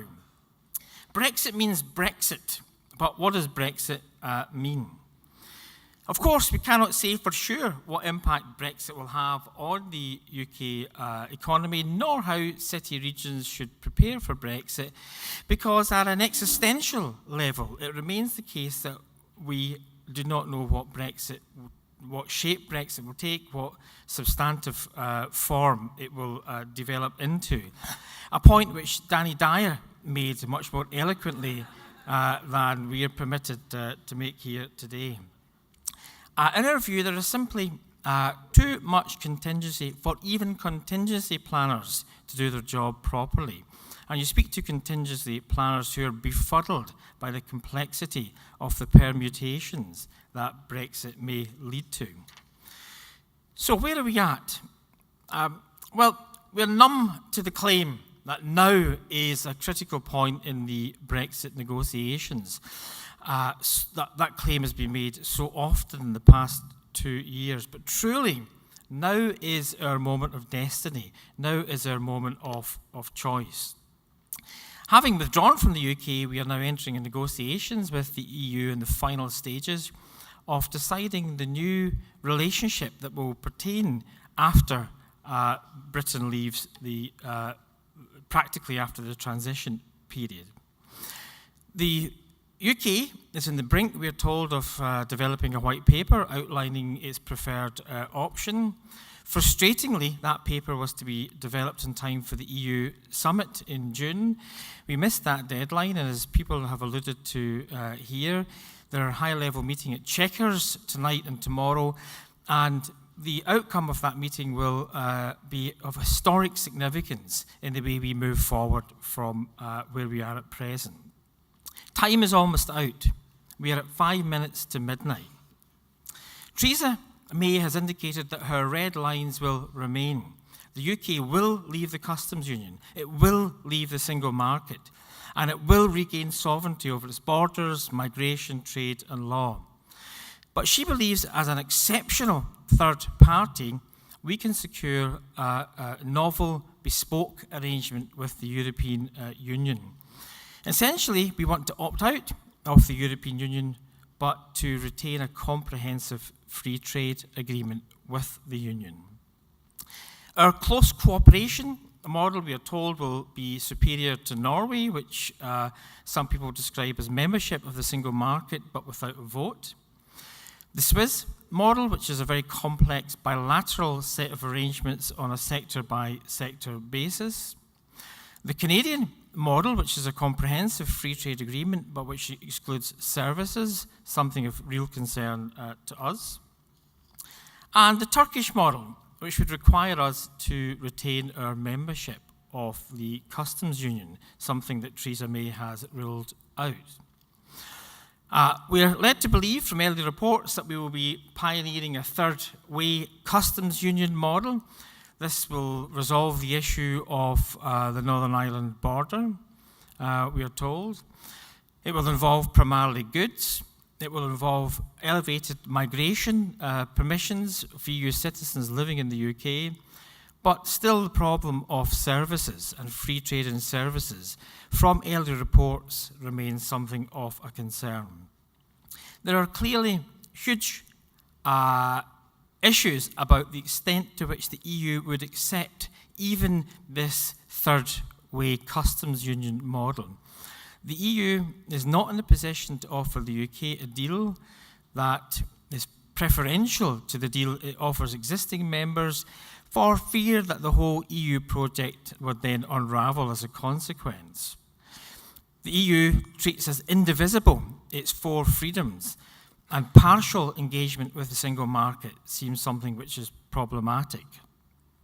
The ongoing relationship with the EU in any form will require supranational governance institutions and submission to forms of European law, which the UK has challenges with. And of course, the Irish border remains a perennial issue. So we need clarity.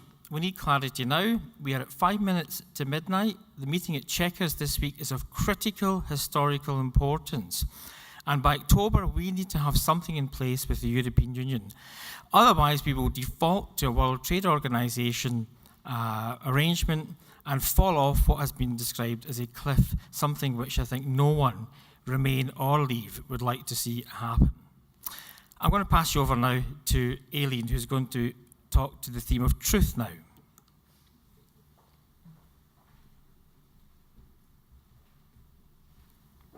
Thanks, Mark, and good morning, everyone.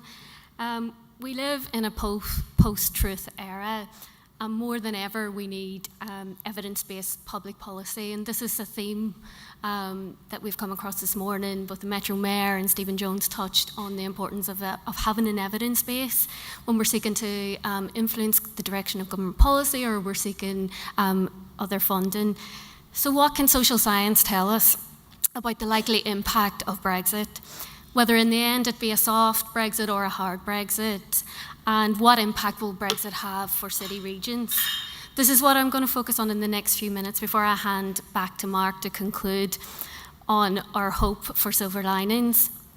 With few exceptions, most economic impact assessments conclude that Brexit will depress and damage the UK economy and will result in slower growth in the UK city regions than would otherwise be the case. We've drawn out 6 key points that are garnering favour in the research community. The first is that Brexit is already impacting the UK economy. In March of this year, the Governor of the Bank of England, Mark Carney, estimated that already real household incomes are about £900 per household lower than was forecasted in May 2016. And the economy is about 2% smaller than forecast than before the EU referendum, despite the strength of the global economy and the bank's emergency cut in interest rates after the Brexit vote. Second, an analysis by the Centre for Economic Performance, reported in Dingra et al. In 2016, predicted annual Brexit penalties of £850 per household with a soft Brexit and £1,700 annually per household with a hard Brexit. These predicted losses are magnified over the longer term to £4,200 annually per household with a soft Brexit and £6,400 annually with a hard Brexit. Our third observation from the social science research is that the harder the Brexit, the more damage it affects will be. According to Cambridge Econometrics for the Greater London Authority, a report that was published at the beginning of this year, under a soft Brexit, the UK is expected to experience a loss of 1%, or 18.6 billion in GVA gross value added by 2030. The UK is expected to experience a loss of 6.7%, or 22.2 billion in investment, and 0.5%, or 176,000 people in employment, compared to what may have happened if the UK remained in the single market and the customs union. Under a hard Brexit, the loss is more significant. The loss would be 3%, i.e. 54.5 billion in GVA, compared with the 1% that I just quoted under a soft Brexit. 15.4%, compared with 6.7% in investment, and 1.5%, or 482,000 people in employment, compared with 0.5%, or 176,000 people under a soft Brexit. Fourth point to recognise, it will be really difficult for good trade deals with other countries to mitigate losses incurred by reduced trade with the European Union in the short and medium term. And as we know, it takes a considerably long time to reach trade deals. The negotiations can be long and hard, and it can also sometimes take longer for the benefits of those trade agreements to be realised. The fifth point that we've drawn from the existing literature is that city regions in the UK will be more impacted than those in the rest of the European Union, with the exception of the Republic of Ireland, and that's research that Professor Philip McCann has done. Our sixth point, it is clear that Brexit will have different consequences for different UK city regions, but there is disagreement over which regions will be hit hardest, and this is a point that was picked up earlier as well. There are essentially two schools of thought in terms of the impact for city regions. The first school of thought is, and this is something that Professor Philip McCann has been involved in, there are those that believe that Brexit will aggravate the UK's north-south divide. The thinking here is that more economically distressed northern cities incorporate sectors which export most to the European Union. Ironically, the regions which voted leave tend to be more exposed to Brexit trade-related risks than the regions that voted to remain. The second school of thought is that Brexit will impact mostly London and the southeast of England. And there's been a number of reports that say this. Dingra, Mashin, Overman, Work, the Centre for Cities, and the Greater London Authority report that was published at the beginning of the year. The thinking here is that Brexit will have bigger negative effects for areas which specialise in services, because securing a deal for services will be much more difficult.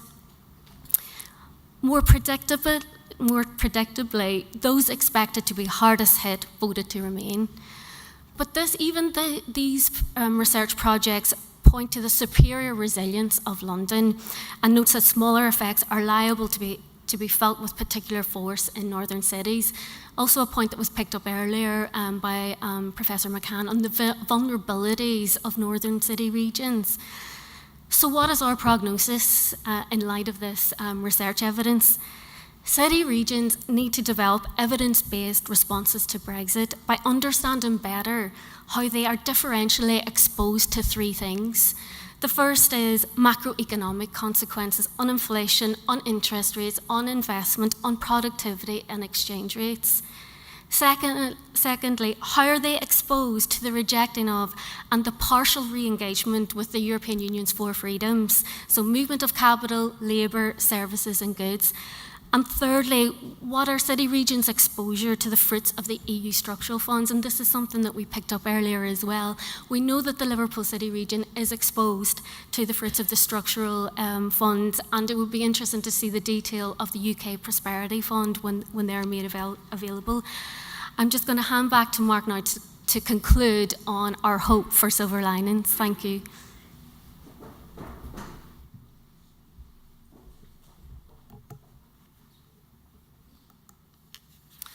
Okay, so hope now. We need hope. We have to argue that to move forward, we need clarity. To move forward, we need evidence and truth in a post-truth context. But we also need vision.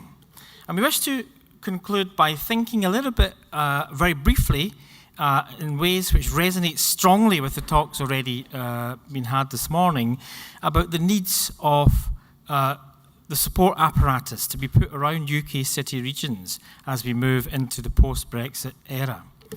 Like others, we are fearful that the UK becomes a low-wage economy, an economy which is competing with economies around the world on the basis of cost, and that we develop into the so-called race to the bottom. And we very much embrace the notion that the UK has a preferential option for the high road strategy, a strategy which sees us pushing up the higher value-added chains, a strategy which sees heavy investment in skills, in industrial strategy, in global talent, in achieving the magic figure of 3% R&D spend from our GDP per year, and in engaging in a global search for talent. We concur entirely with Philip McCann's assessment that productivity and productivity in our cities is perhaps the most significant post-Brexit challenge. And moving up the value chain, investing in improving productivity, will allow us to have a post-Brexit future which will produce good jobs and higher value-added, higher tech and wealth creation, more wealth creation than perhaps we would otherwise have. So one vision, I suppose, for a post-Brexit scenario is to choose the high road strategy. But we also are acutely aware that whilst Brexit has complex sets of causes, we read it fundamentally as a cri de coeur from the left-behind communities that have already been mentioned today, left-behind places, left-behind people, left-behind communities, who have missed out on the fruits of globalisation, deindustrialisation, 40 years of neoliberal policy, and 10 years of austerity. We think that any post-Brexit strategy that does not foreground the left-behind places and does not recognise the genesis of Brexit and does not understand the energy for Brexit will fail. There can be no high road strategy, there can be no global Britain unless we also have a parallel strategy of inclusive growth. Colin has talked about the difficulties of this. I think we need some extremely hard thinking around inclusive growth. It seems very challenging to see how we can solve the conundrum of left-behind communities, whilst at the same, in the same token, addressing the problem of local economic development. We need more devolution. We need spatially sensitive national policies, particularly we need a national spatial strategy perhaps, and we need a new politics of hospitality in which migrant communities feel welcome, in which we can continue to draw talent, and we can continue to nurture social cohesion and inclusion to the maximum benefit of all concerned. I want to finish with the question of devolution. There is a sense, and I think it's been mentioned by Steve, that the devolution agenda is cooling, and that it's cooling precisely because Brexit is occupying the attention of government, and government simply cannot give the headspace required to roll out and further scale the devolution agenda. Others think that it's simply going off the radar as a policy priority. For us, if left behind places is a key driver of the Brexit outcome, then devolution is a significant solution to that problem. And so we do not see the divorce between devolution debates and Brexit debates as being helpful. We see a need to combine those debates because one cannot be had without the other. I'll leave it there, Michael.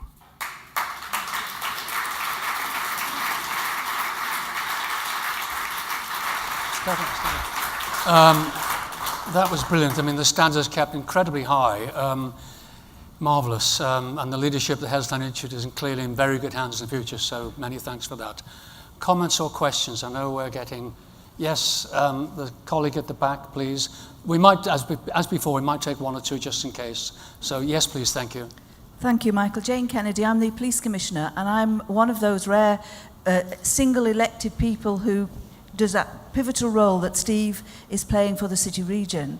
And I commissioned the police £310 million public service, and I think I'm doing a good job and was re-elected, so hopefully the public do too. But I wanted to ask you, and I want to push back on this idea that we need clarity, else it's going to be a disaster. We already know it's going to happen. We know when it's going to happen. I have no hope that the Cabinet will suddenly become united. They may arrive at an agreement. How long it will hold, heaven only knows. But we do know that total produce in our port, the Port of Liverpool, produces bagged lettuce for almost all of our supermarkets across the UK. They employ a significant number of workers from the continent of Europe.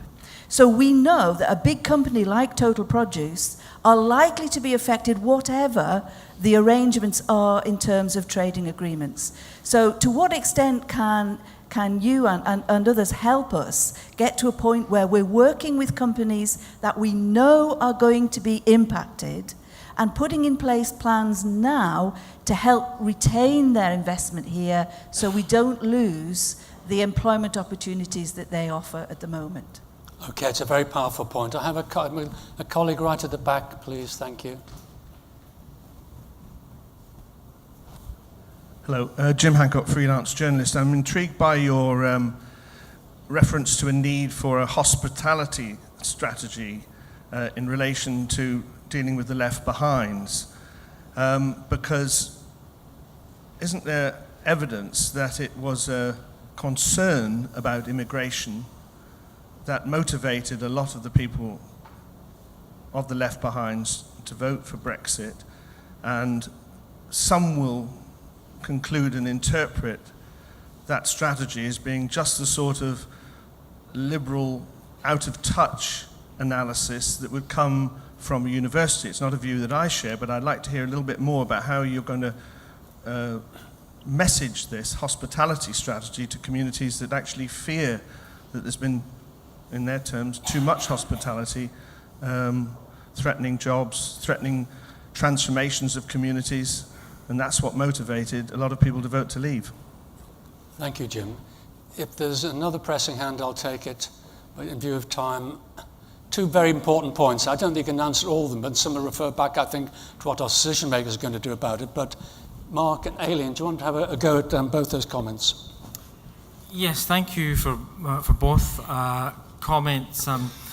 Our sense, I suppose, that is that the more local the decision, or if not local, the more spatially sensitive national decisions can be, and we've heard the critical importance of local industrial strategies, not just the national industrial strategy.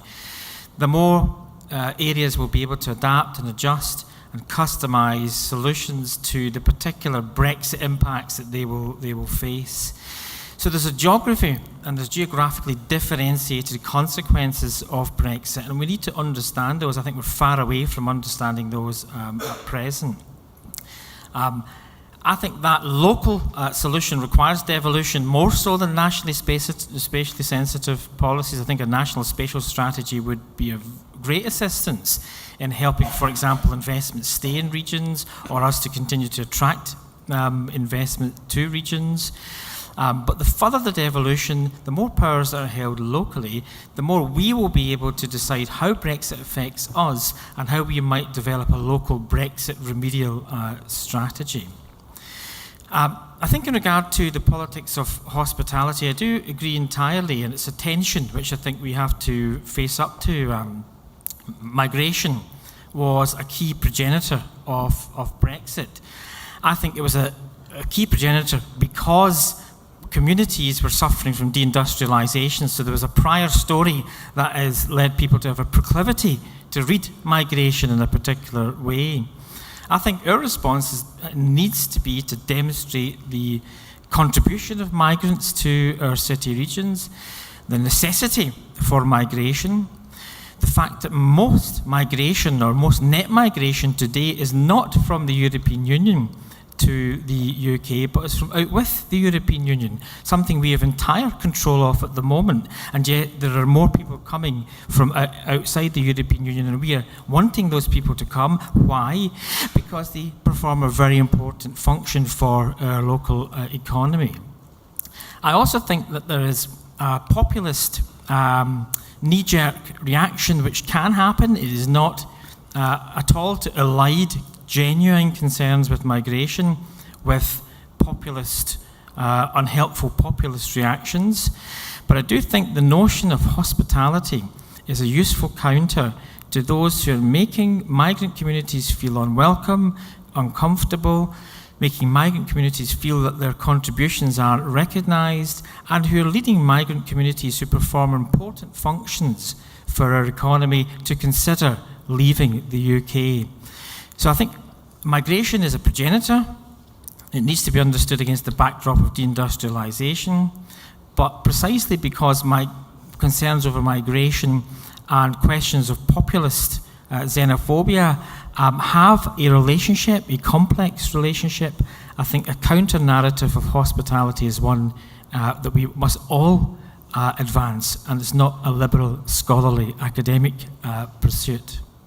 Look, thank you very much. That was a great effort on those two rather challenging questions. Can we thank our audiences? Thank you.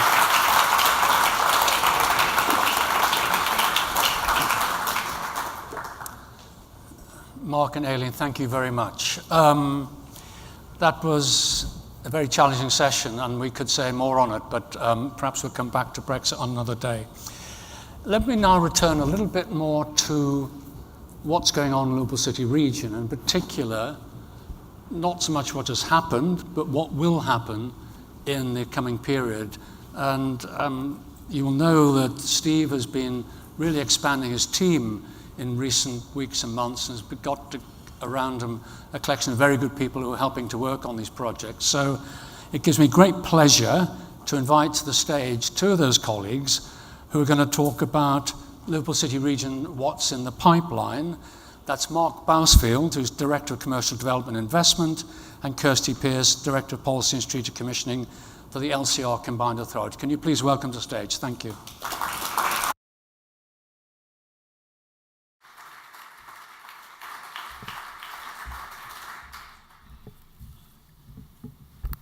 Thank you very much. Ladies and gentlemen, please stick with us. You have only 20 minutes before your 2-minute break. We'd like to thank our convener, Professor Parkinson, by referring back to his original work on this subject, Liverpool on the Brink, and specifically to take a sentence from the first page, so the first page of the first chapter of that book. hard-hitting, starkly drawn as it is, to organise our remarks. I'm not sure if you'll be able to read it from where you are, so I will read it out for you. In the 1980s, the city is economically marooned. It is in the wrong place, based on the wrong kind of economic activity, with an outdated infrastructure and an underqualified labour force. Thank you very much, Michael. We want to set out how far we've already come against that backdrop, but also, and importantly, to show how, as two newly appointed directors of the combined authority, Kirsty and I are motivated to go further and indeed to use the potential of devolution to meet the challenges more aggressively. So taking each point in turn, here's the first page. The sentence I read out that you don't need to reread. Let's talk about the wrong place. So first of all, wrong for what? We still have a role to play in global shipping, as evidenced by the £350 million investment Peel Ports made in Port of Liverpool, and also by its proposed second stage of that investment in the post-Panamax facility. So whilst it's not the employer it once was, it is part of a global trading system, and we don't want to build an economy that's reliant on unloading and loading ships anyway. It plays an important role. Wrong place for whom? Here's the Port of Liverpool. And here's Cancer Research UK visiting the Hartree Centre in Cytec Daresbury. There's no better economic geographer than Philip McCann, actually, to agree that money attracts money and talent attracts talent. And assets that we have in the city region, like the supercomputer there, are a talent magnet. Actually, I'm not sure how magnets and supercomputers work together, but it's still a talent magnet. By ONS figures, we have the fastest growing city centre in the UK. That's 181% growth of the city centre since the millennium. And it's also a place more broadly where people want to live. So with a renewed city region spatial plan and housing strategy, our aim is to work with partners and the private sector, both to unlock sites, but also to unlock investment that will provide more ambitious, higher quality housing for the future. For example, with an up to £20 million investment in the Garden City extension in Halsney, Knowsley. So the economic geography of the combined authority is starting to make sense to us, and I think, Philip, you'll be edified that one of the things we're trying to do is create a one front door for inward investment. So when people come to the city region and they want a conversation about doing business here, they can start in one place and then come back out towards the institutions and the underlying districts.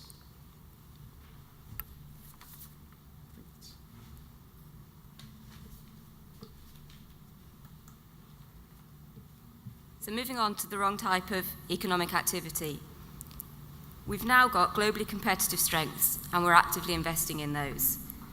To give a few examples, Tech Space 1 and 2 at Daresbury now houses Hitachi UK and the Europe R&D Centre for Atomic Force Electron Microscopes. Hartree Centre houses the most powerful supercomputer in the UK and is co-located with IBM Research. 64 million Materials Innovation Factory with computer-added materials design and discovering. 15 million Sensor City, dedicated sensor development and application accelerator. And of course, the Liverpool School of Tropical Medicine with their globally competitive work on infectious diseases. So a superb range of globally competitive strengths. We're also planning new innovation projects with Mersey Maritime on Wirral Waters, Unilever on materials and packaging, and Pilkington's on glass innovation. We've talked about the industrial strategy, and it's been mentioned a few times. The green paper on the industrial strategy was actually launched by the Prime Minister here in the city region at Daresbury. and the focus of our own local industrial strategy will be to do more of what we're good at and to set a long-term, ambitious plan which is distinctive and specific to the city region. But our focus also needs to be on inclusive growth, again touched on earlier today. Tackling productivity issues, but also linking opportunities to people within the city region, for example through our skills, transport and housing policies. Importantly, this will need to be grounded in evidence about our genuine strengths and how we can work together to build on these. That's why we're now refreshing our evidence base and ensuring we have a robust basis for future discussions about further devolution and making the most of the advantages that we've already got and where we see those going into the future.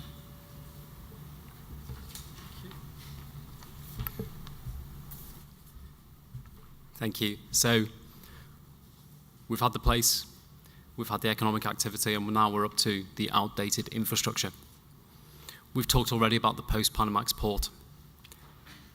Some of you might have arrived on the 600 million new bridge over the Mersey this morning. And it's not so long ago that Grosvenor committed £1 billion to reshaping entirely our city centre. Merseyrail, which runs the most highly performing rail commuter service in the country, has committed £460 to new trains. Just examples, actually, of us renewing our infrastructure. We've invested in a new station in Maghull North, as the Mayor said. We've expanded Newton the Willows, and the Halton Curve investment will reconnect the city with Chester and North Wales. These are expansions that prove post-industrial infrastructure, so used old industrial infrastructure, used correctly, reconditioned correctly, is actually a great blessing. Looking forward, we've got the potential to use the 134 million Transforming Cities Fund to do things like look again at the busiest underground train station outside of London, which is not Birmingham New Street, it's Liverpool Central. But it's true that we need to improve our connectivity between cities.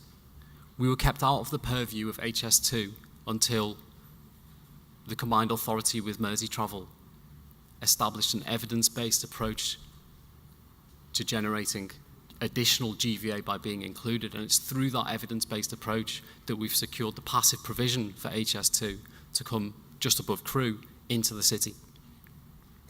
And we're doing the same thing with Transport for the North, where we're taking a leading role. In part, it's about, yes, reducing journey time from Liverpool to Manchester to 20 minutes and then integrating the labour force, but actually it goes much further than that as well. So it's about integrating Leeds and Sheffield and these other northern cities into our labour supply. It's obviously the right thing to do. And finally, we'll report later this year, so as the Mayor suggested, we'll report later this year on the digital connectivity piece, so fibre across the city region, linking to the transatlantic cable in Southport and back down to the Hartree supercomputer in Daresbury. It's not a solution in itself, but it is a really significant piece of economic infrastructure for the 21st century and a statement of intent.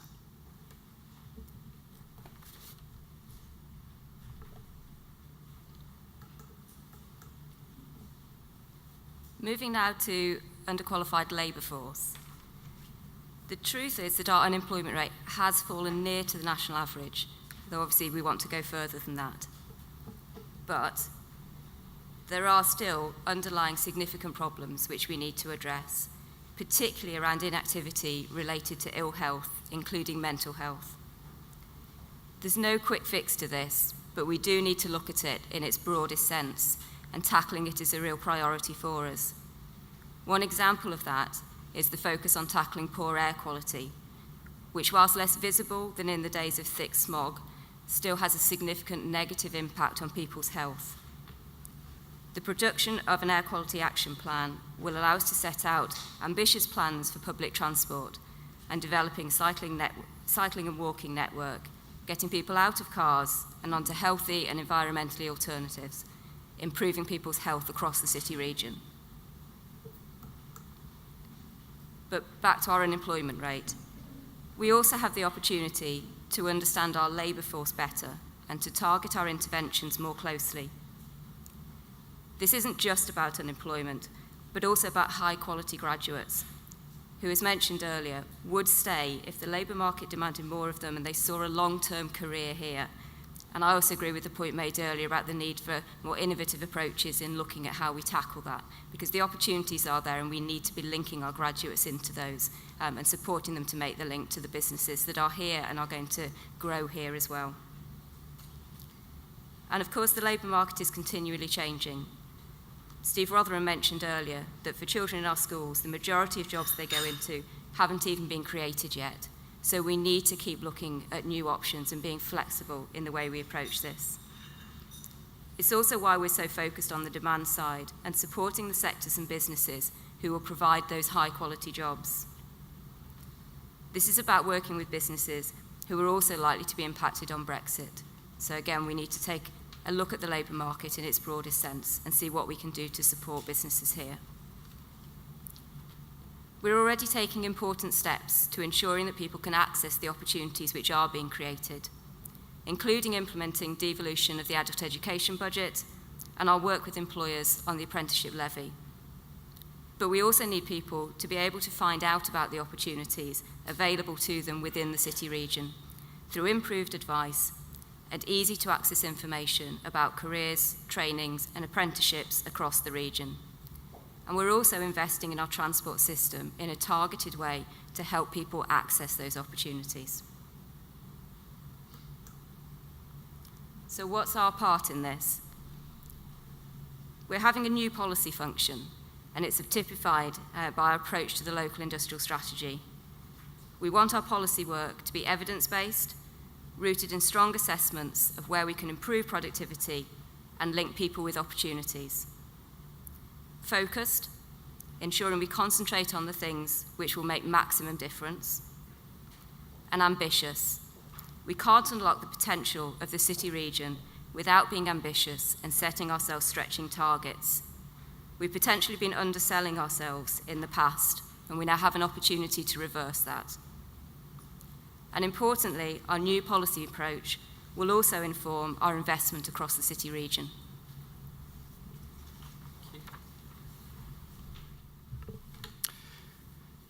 Thank you. So we have about 100 million a year to invest across the city region. That's what devolution has brought us so far. And we're going to use an approach that's guided by the 3 C's: coherence, commerciality, and credibility. And I'm going to go through each of those, but I'm going to go through and try and pick up on some of the points that you've raised in previous questions. Coherence. That's our ability to compare and coordinate projects across sectors. So when Steve is talking about skills and investment, he's talking about the coordination across those two. An aligned sense that if you build a building, you can also prepare people to have the skills that they'll need to be in that building, whether it's industrial or an office. Coherence also comes back to social investment and inclusive growth, doesn't it? So what is the kind of investment and what are the mechanisms that we include in that investment to try and generate the maximum benefit for local people? Yes, there's a local procurement element. Yes, there's a skills and training element. But what else is there, and how can we squeeze it out? To my mind, inclusive growth projects are 2. They're either projects that are inclusive by design, i.e. specifically intended to intervene and to help people out of a situation, or projects that are just different projects, so an innovation project, but to which you attach requirements and conditions that make it more inclusive. And we need to work on that through the investment strategy. Commerciality. That means moving from a supply-led approach to a demand-led approach. And I think picking up from the FSB point, one of the things we can do to generate more business starts is to be obsessional about demand and to focus all of our energy on, not all of our energy, more of our energy on generating demand for businesses, companies, starting, having a go. And also, of course, commerciality means moving from a supply-based approach in which we've been largely grant funding schemes to a investment-based approach where we recycle the funds that we do have available to the extent possible. If we save 20% on 5 projects, we get a 6th project for free. And we've got to start thinking like that. Credibility. That follows from the first 2, right? But credibility to me means inspiring the confidence that we know our market, and we do. Operating efficiently and focusing on delivery. So if I come back to the urban splash point that you made, which I thought was a good point, it's about having projects ready, yes, but it's also about demonstrating that we can use the money effectively. Money attracts money, it always has. And that won't change, but it will be to our benefit if we can do it credibly.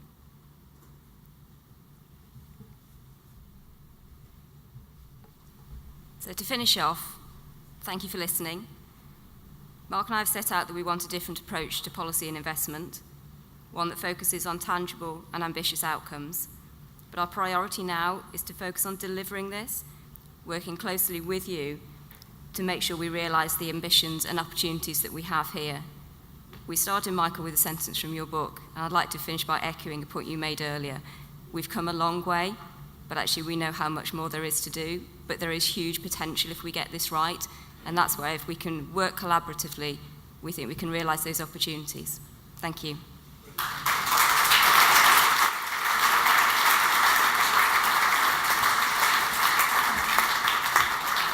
That was marvellous. Coherence, commerciality and credibility. I'm not sure there's a lot of time for questions. We're running late. If there are, as a hand shoots up, I'll take it. No, I think in a sense, I'm going to say thank you for that. We know we're safe in their hands. They have ambitious plans to start delivering. So Mark, Kirsty, thank you for the contribution and very good luck with your efforts. Thank you.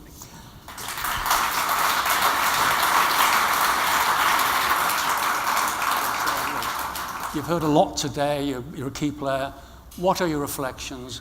What are the real opportunities? What are some of the challenges?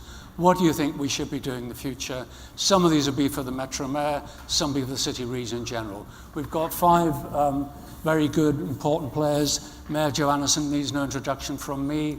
Professor Luz Koueni is Pro Vice Chancellor of Health and Health Sciences at the University of Liverpool. Asif Hamid, again, Chair of the LEP, needs no introduction to this audience, but a great private sector player. Bronwyn Rapley is Chief Executive at Onward Homes, a major player in the City Region and outside the City Region. And Tom Walker, who is very grateful he's here today, is Deputy Chief Executive of Homes England. We heard much conversation about our aspirations for home building and investment, and Tom can reflect on some of those things.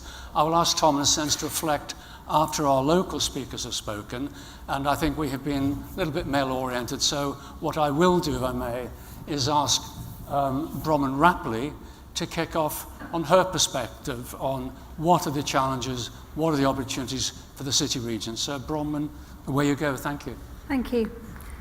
Well, thank you very much for inviting me to join the panel. And as part of the housing association sector in the city, we are very interested in what's happening in devolution and see it as a fantastic opportunity. Perhaps the biggest opportunity is for the collaboration that it brings, and I think we've really seen that this morning, the opportunities to work together, and as housing providers, we're responding to that by working together on supply. So when we look at the ambitions to build 25,000 homes over the next 5 years, housing associations believe that we can gear up to deliver 15,000 of those, but also working on training, on homelessness, working in dealing with some of the issues of the private rented sector. So responding to the devolution agenda by working together. And I think the opportunity to influence policy and to have that regional perspective is just so vital. But in terms of the challenges, I think what I would like to say is that for us, the real challenge is our existing housing and our existing communities.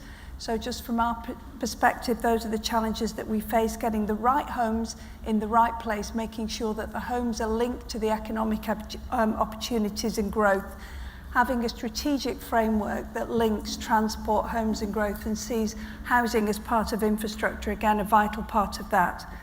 As housing associations, we are long-term investors in place. We are here for the long term, and we are also long-term investors in people. And one of the things that we hear very little about at the moment is what we call the R word, regeneration. that if we look at some of the communities that we operate in, it's really vital that we start to get a framework for regeneration. At the moment, there is no national policy initiative that addresses regeneration at all. And when we look at housing market and housing market failure, whilst we see the value of supply and the importance of building that, actually being able to invest in some of our existing communities to make sure that they don't fall further behind is a really vital part of what we're looking at. And then I guess the final point I would make is that it's also about how we invest. Housing associations are delivery bodies. That's what we're here to do. We're here to deliver. We want to work with the policymakers and to make things happen. But we also want to work with the communities that we work in so that we operate in a way that does things with those communities and not doing them to them. And it's really vital, I think, that we think in new and fresh ways about how we engage rather than continuing to simply do things to the communities, but starting to think about our relationships, starting to think about the human connections, starting to think about what will actually make a difference to connect the fantastic things that are being done in the policy sphere with the reality of life on the ground. Brilliant, thank you. That's a very, very helpful, a very important challenge. You said there's no national generation strategy, agreed. How close are we to having a clear strategy plan for Liverpool City region and regeneration and linking these things together? What's your take on that and what more we might need to do? I think it's a work in progress, but I think we absolutely can see some initiatives in that direction, particularly some of the work that's happening around the private rented sector. So you can see organisations working together to improve some of those really poor situations where we've got very landlords who abandon their tenants to really kind of poor living conditions. So we are seeing some of it, but I think it's a work in progress, and I think it's absolutely vital if we're going to get the regeneration we need. So you'd be hoping that Liverpool City region apparatus will help us to deliver that capacity, that plan. I'm sure Steve's team is certainly listening. Would be one of the things I would hope for. Yeah. Thank you. We've had a lot of talk about economics this morning, so we still want to start this conversation with homes and housing. And the second, I mean, even probably the primary way we judge a city is how healthy it is. I'm delighted we've got Louise with us, who's done a huge amount of work in this field, both in the UK and beyond. Your take on health, outcomes, Liverpool City region, governance, anything you want to say? Okay. Well, I think you asked me to speak for 3 minutes on the challenges and opportunities, and the biggest challenge is right there, because this is an issue that I could talk about for hours, as most people in the audience know. But I think if we just talk about perhaps the top 3 challenges and then the top 3 opportunities. So Liverpool University has a very rich and proud heritage in public health. The first clinical chief medical officer was actually William Henry Duncan, who was one of the founding fathers of the medical school. And he made his name really in delineating quite clearly the association between poverty and public health, working in the slums of the Irish immigrant workers that worked on these docklands 150 years ago. He and his colleagues quite clearly outlined the basic tenets on which we now base all public health. And coming back to the city after 20 years away and reflecting on the journey that we've been in 150 years, it's quite clear that we still have massive public health challenges linked to poverty. And if we look at, for example, child health in this city, infant mortality is 25% higher in the Liverpool City region than it is nationally. And that is probably a reflection of the fact that in Liverpool City we have 30-odd thousand children living in poverty, 80-odd thousand in the wider city region living in poverty, and we cannot disconnect the two. Women in this city have poor pregnancy outcomes. Mortality is just the tip of the iceberg. Underneath that sits a huge amount of morbidity. Children in this city are much more likely to be born small or early or both, which is a catastrophic start to life and also plays into a lifelong legacy. So if you are born small or early or both, you are 7 times more likely to die of a heart attack, up to 12 times more likely to develop type 2 diabetes, and 5 times as likely to be obese by the time you reach the 5th decade. So this is an issue that keeps on giving, and our public health challenges are significant.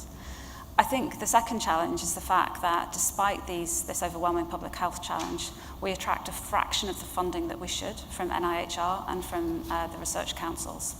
I think the exact figure, I looked it up this morning, is that we have about 13.5% of the total health funding coming to the north, and only a small amount of that comes to the northwest. And when you think about the heat map of disease versus resource, that's a real disconnect right there. And the third challenge is the local health ecosystem. And I think this is probably the most pertinent and most important pressing challenge for a whole heap of reasons I haven't got time to go into. The way the health ecosystem has evolved in Liverpool is a legacy of Lord Cohen of Birkenhead, who thought that small was beautiful and good care was given in small hospitals. And consequently, for a university of our size who should be dealing with 1 or 2 trusts, we deal with 9 trusts. And that right there is a real problem, particularly when you have boutique trusts that have fantastic CQC ratings, no trolley weight, and they're not in deficit. And yet our main trust in the university has all of those problems and more. So that is a real problem. But moving on to very briefly, the opportunities. I think some of those things are also opportunities. So the public health challenge is an opportunity in itself. If you look at where all the health spend is in the Golden Triangle, let's take Cambridge Science Park. Biotech, medtech and pharma working with Cambridge University cannot get their hands on sick patients. They don't exist in Cambridge. It's a very white, very middle class population. They don't have the diseases of interest to the medtech and pharma industry. Those people are here in Mersey. And so medtech and biotech, they want to come into this region to access our patient population. I think the second opportunity is the university itself. After a period where the university lost sight of its key stakeholder, the NHS, and the people that the NHS seeks to serve, I think it's fair to say that we're all back in the game.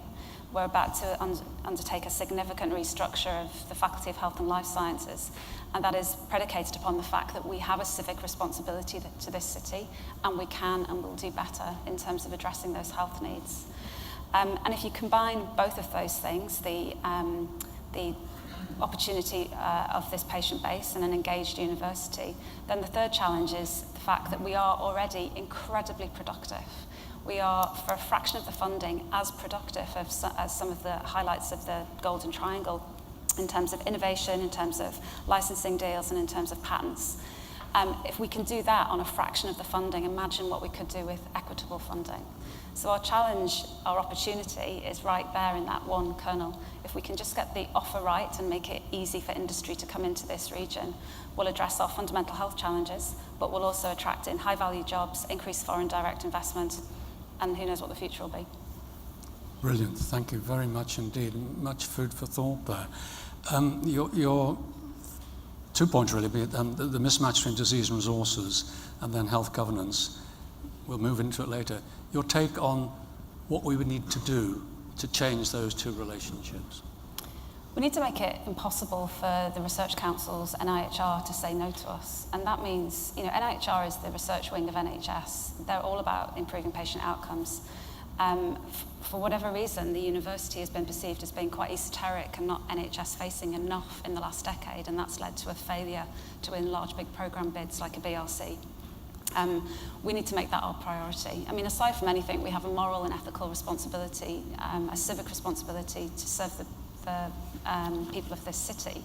But it's also a massive scientific opportunity. So we need to actually turn to address the needs of the local NHS. And we have the intellectual firepower in the faculty to do just that. What we've lacked is a strategy, and we've lacked a blueprint.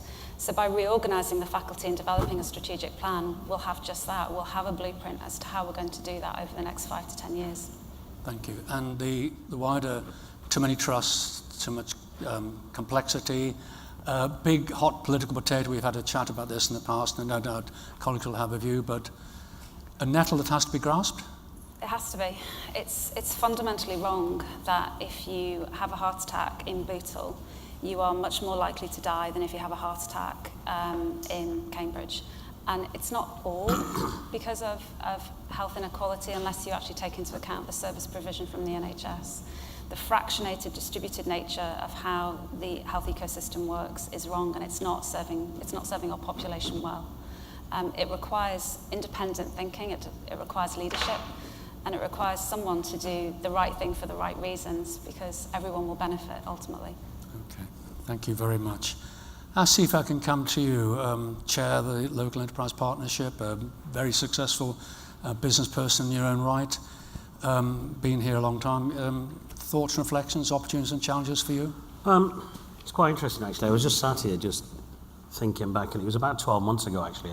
I was sat here, there was a discussion going on about Brexit. And I think the questions that came out at that time was, what are the decisions going to be around Brexit? Is it a challenge, or is it a knock-on effect, or is it an opportunity? And just thinking back 12 months ahead now, we still haven't got some key decisions made. And I know this is not about Brexit, but when we look at the Metro Mayor and we look at 12 months on, and somebody says, what are the challenges, what are the opportunities? I think the challenges and the opportunities are all about delivery.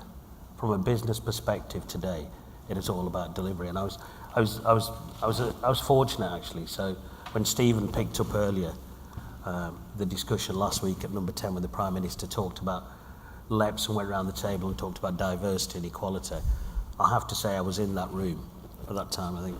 And when I looked around that room, I realised that there was a number of business people in there from different, but there wasn't the equality agenda there. There wasn't the diversification there. And I think when I look at it and I look at where we are now as a city region, we've actually started to deal with some of them challenges. And I think when you look at the diversity and the equality in our city region, you look at the people, one of the great things, we've got passion. But I always worry myself, it concerns me slightly, is that we talk about infrastructure, we talk about buildings. We have to talk about business and how that connectivity drives into them businesses. And what are them challenges, and how do we pick off what our winners are? It's no good chasing everything, because it's not going to work. If you look at Shoreditch, and I keep referring back to Shoreditch, but if you look at Shoreditch 4 years ago, nobody would have put better. I was one of the people who was asked to invest in Shoreditch 5 years ago, and I said never. It's never going to happen. And I didn't put £50,000 into a building which sold for millions.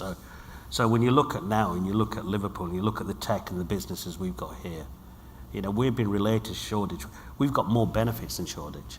If you looked at our cultural, our heritage, it's a lot better than Shoreditch. I was at Shoreditch yesterday, and they're always referring to Liverpool now, and I'm sure I see Stephen nodding at the front. There's a similarity going on between Shoreditch and us, and we can capitalise on that.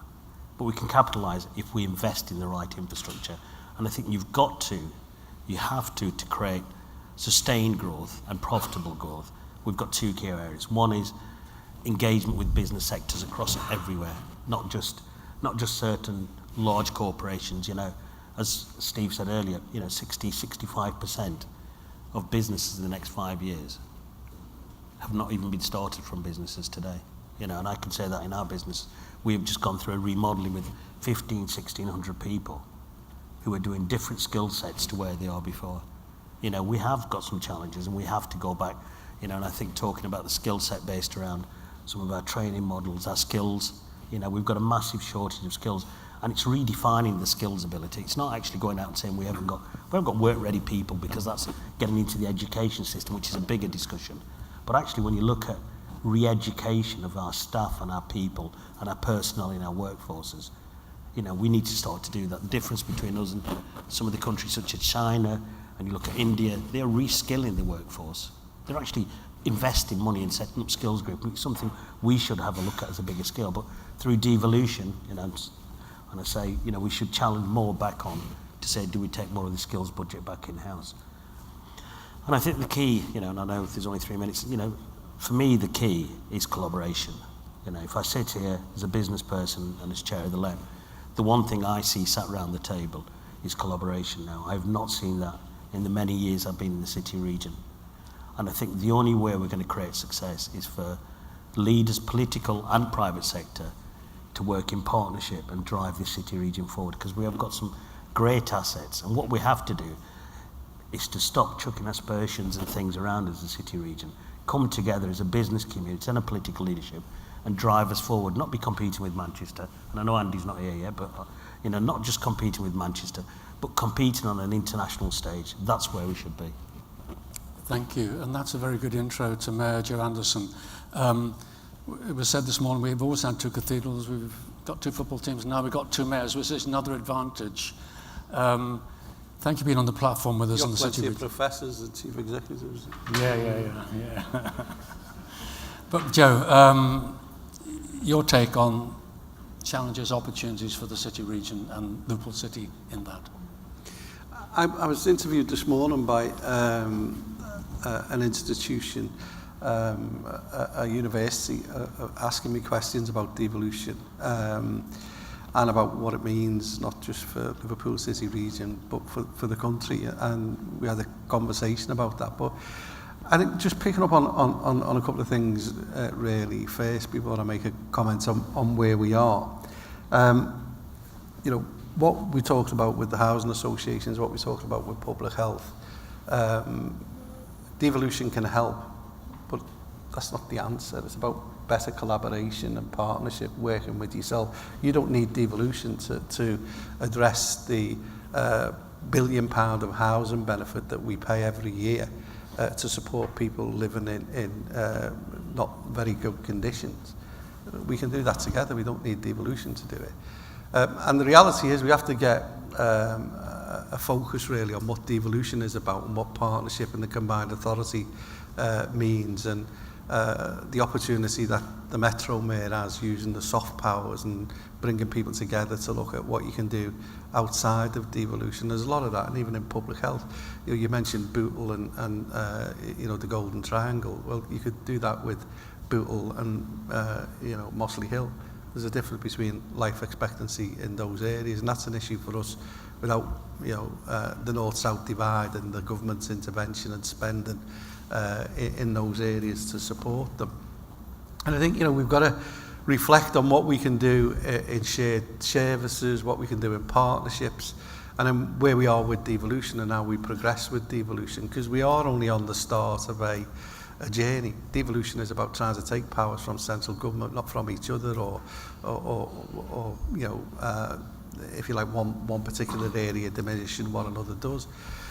And I think we're making progress, and I think, you know, there's an exciting time ahead of us.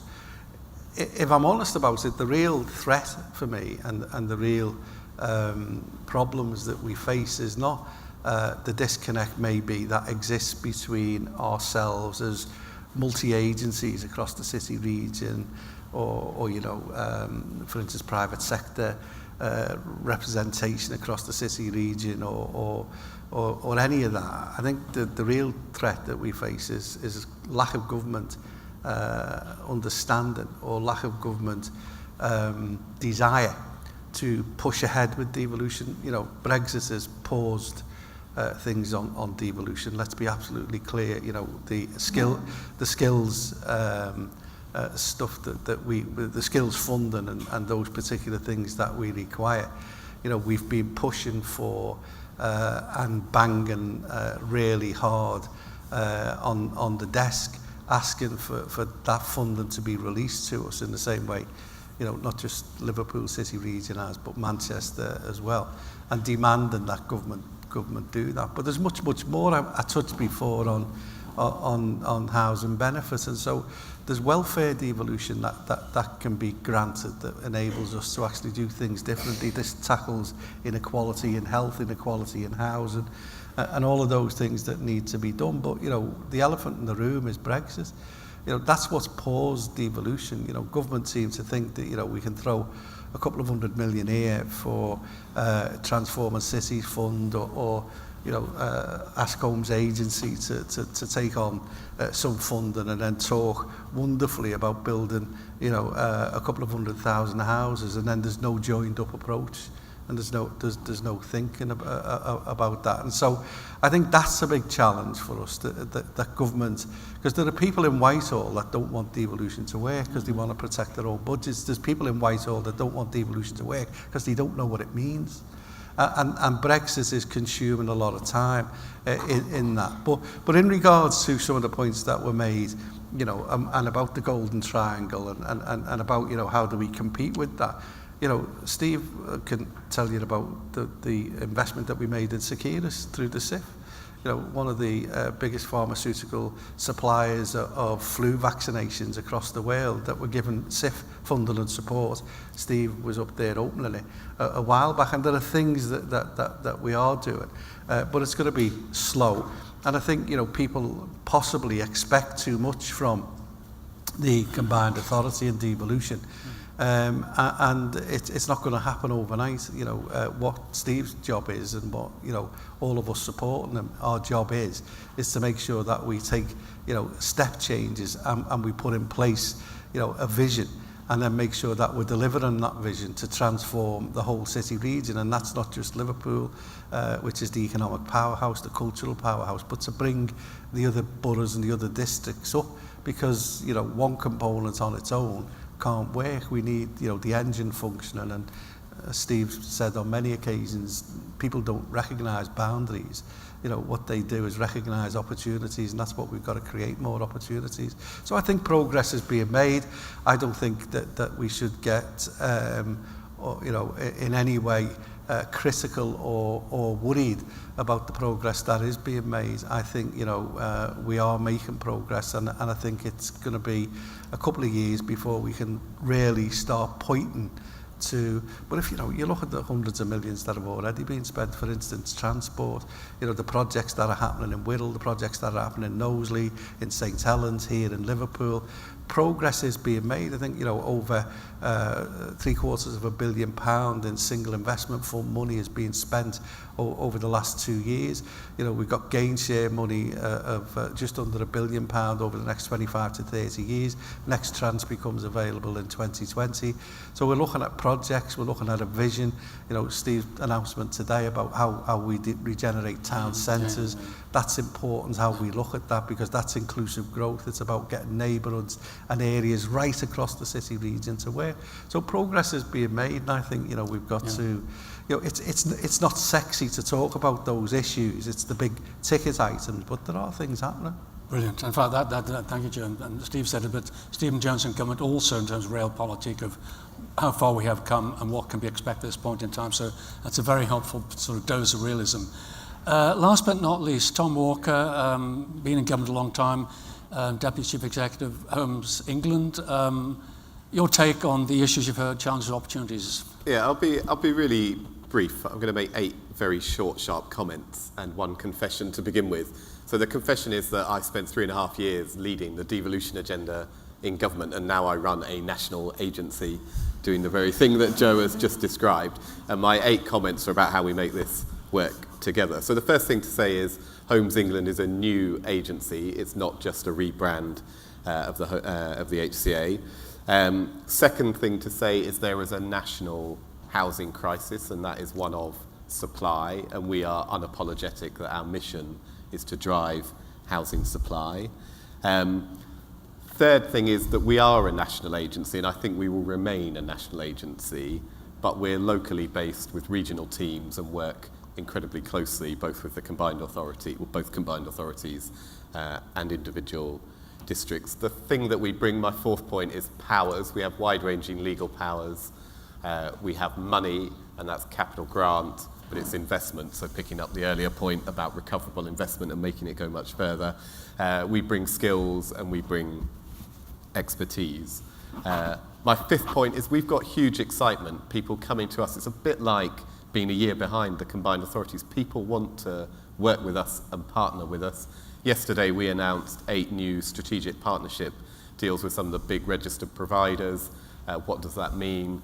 Much more long-term certainty on money for much greater rates of delivery. We did one in Greater Manchester. We're going to do a second round, I hope.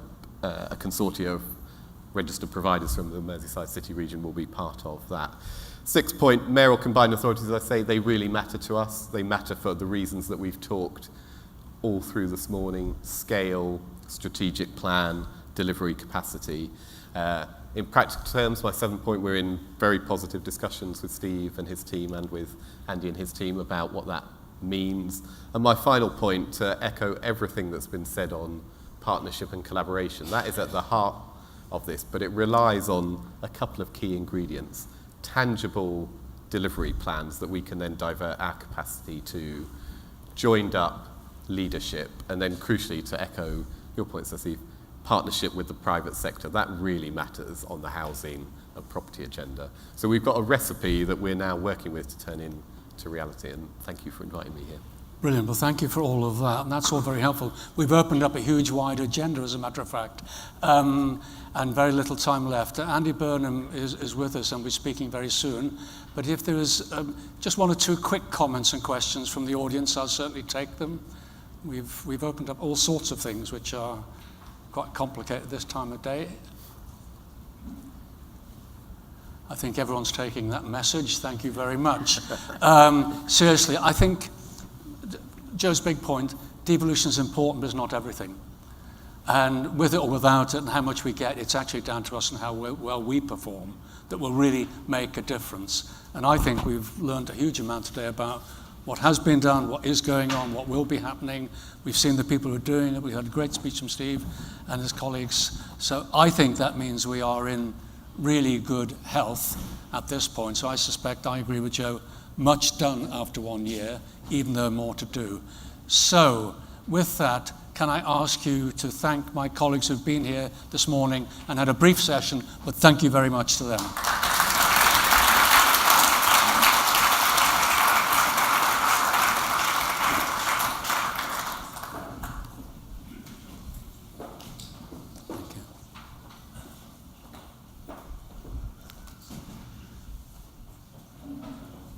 Thank you all for being with us.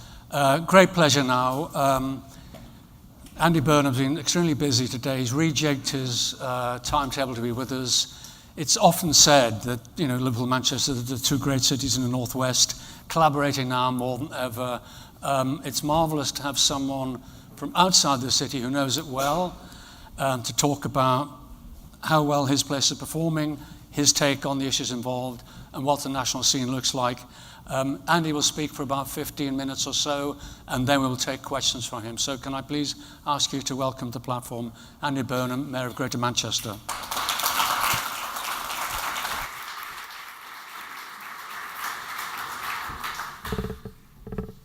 Thanks very much, Michael. I'll just check the time of day. No, it is good afternoon, everybody. I've been Mayor of Greater Manchester now for just over a year, and probably like Steve, I get the question all the time. So what's changed? What's changed? What's changed? What have you done? What's changed? And I've got a really good answer now. The weather. Before I was elected, it used to rain a lot more in Greater Manchester, and now, look at it. But what has actually changed? Well, let me start on that, because I was asked today to address what's been achieved, and I'll start on that. Then I'll get on to some of what's gone well, what's not gone so well in a middle bit, and then maybe finish on the opportunity that's in front of us. So in terms of what we've achieved, both together and individually, the first thing I would say is I think we've established the role and the need for the role. I don't want to overclaim at the start here and say, oh, I've done this, this, and this. Let's get things, solid achievements.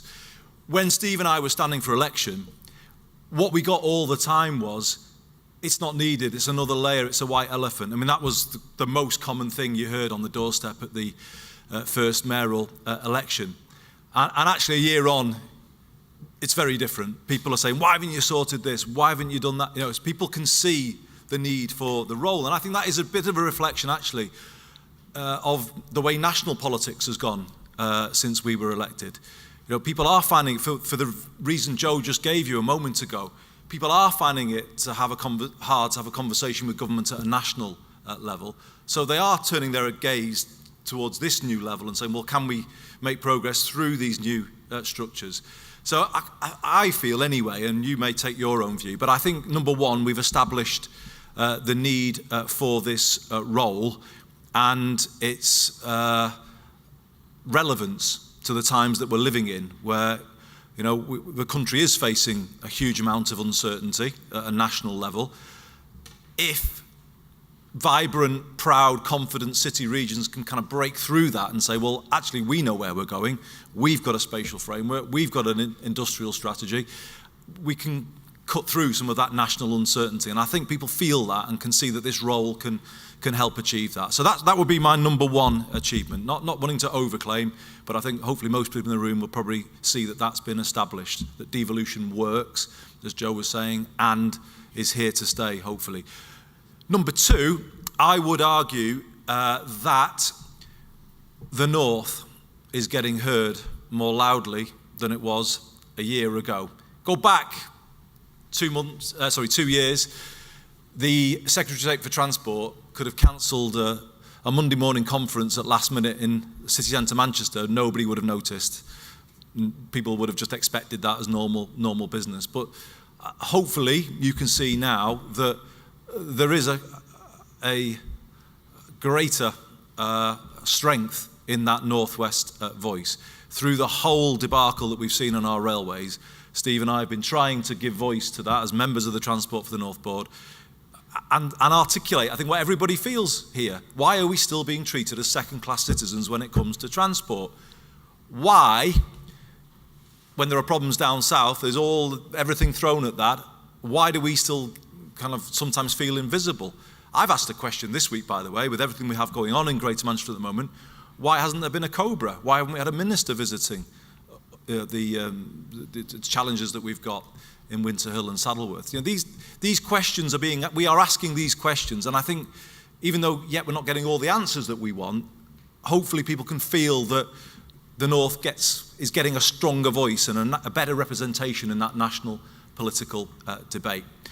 So that's the second achievement, the voice of the North. The third, I would say, is we've brought the UK into an international club that actually we've been looking in from the outside for a long time, and that is the club of leading cities. Because elsewhere around the world, there's been a recognition for some time now that cities are going to be the key drivers of change in the 21st century economy. The idea that you can kind of pull levers at a national level and it all sort of miraculously happens underneath, if it ever worked, has long gone.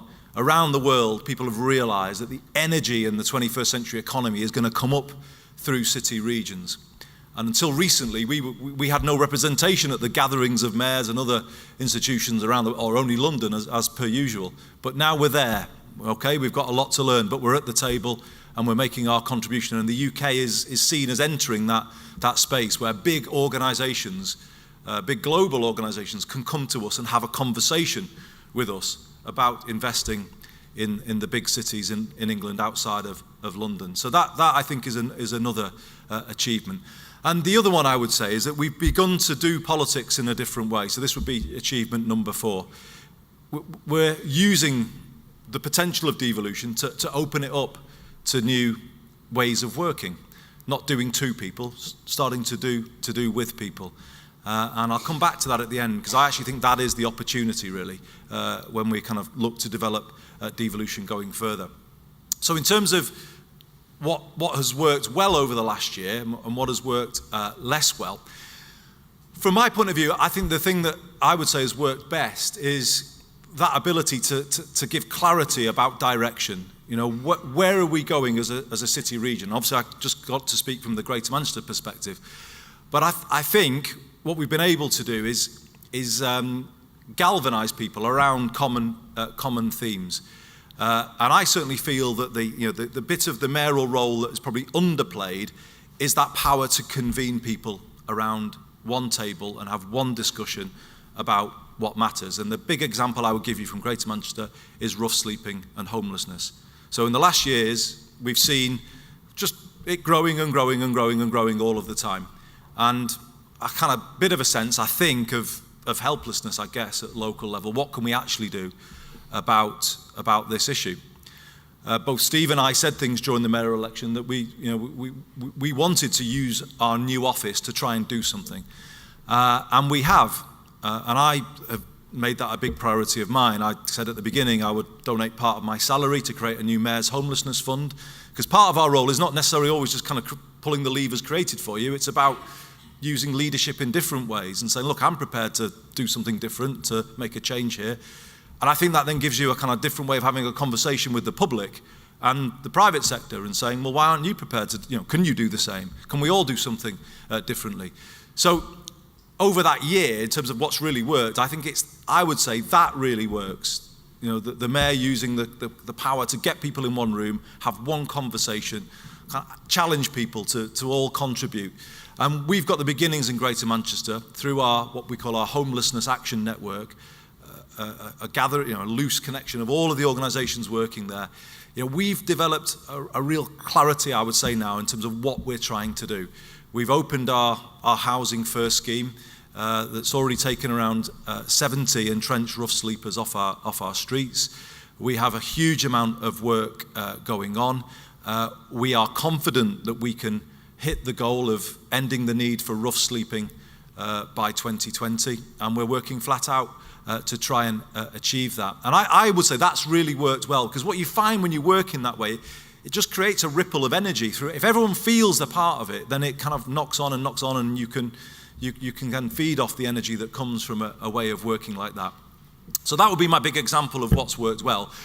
What's not worked so well, I'm going to have to mention it, aren't I? But the trains, and we're going to have to get into a bit of a conversation about that, because I think we probably both feel this. You know, transport is just critical to everything that we want to achieve. You know, if you look at the Manchester skyline at the moment, I'm sure many of you will have been there recently, we have more cranes on that skyline than any other city in Europe. Now, I know Steve will give his figures about, and Joe about Liverpool, and you know, we won't get into a trade-off about that, but there is a lot of development taking place in Manchester city centre right now. However, that success is asking questions of our transport system that is simply, it is not able or set up to answer to the public's satisfaction. And if I see one big thing that's going to hold us back in the next decade, it is the poor, fragmented nature of our transport system.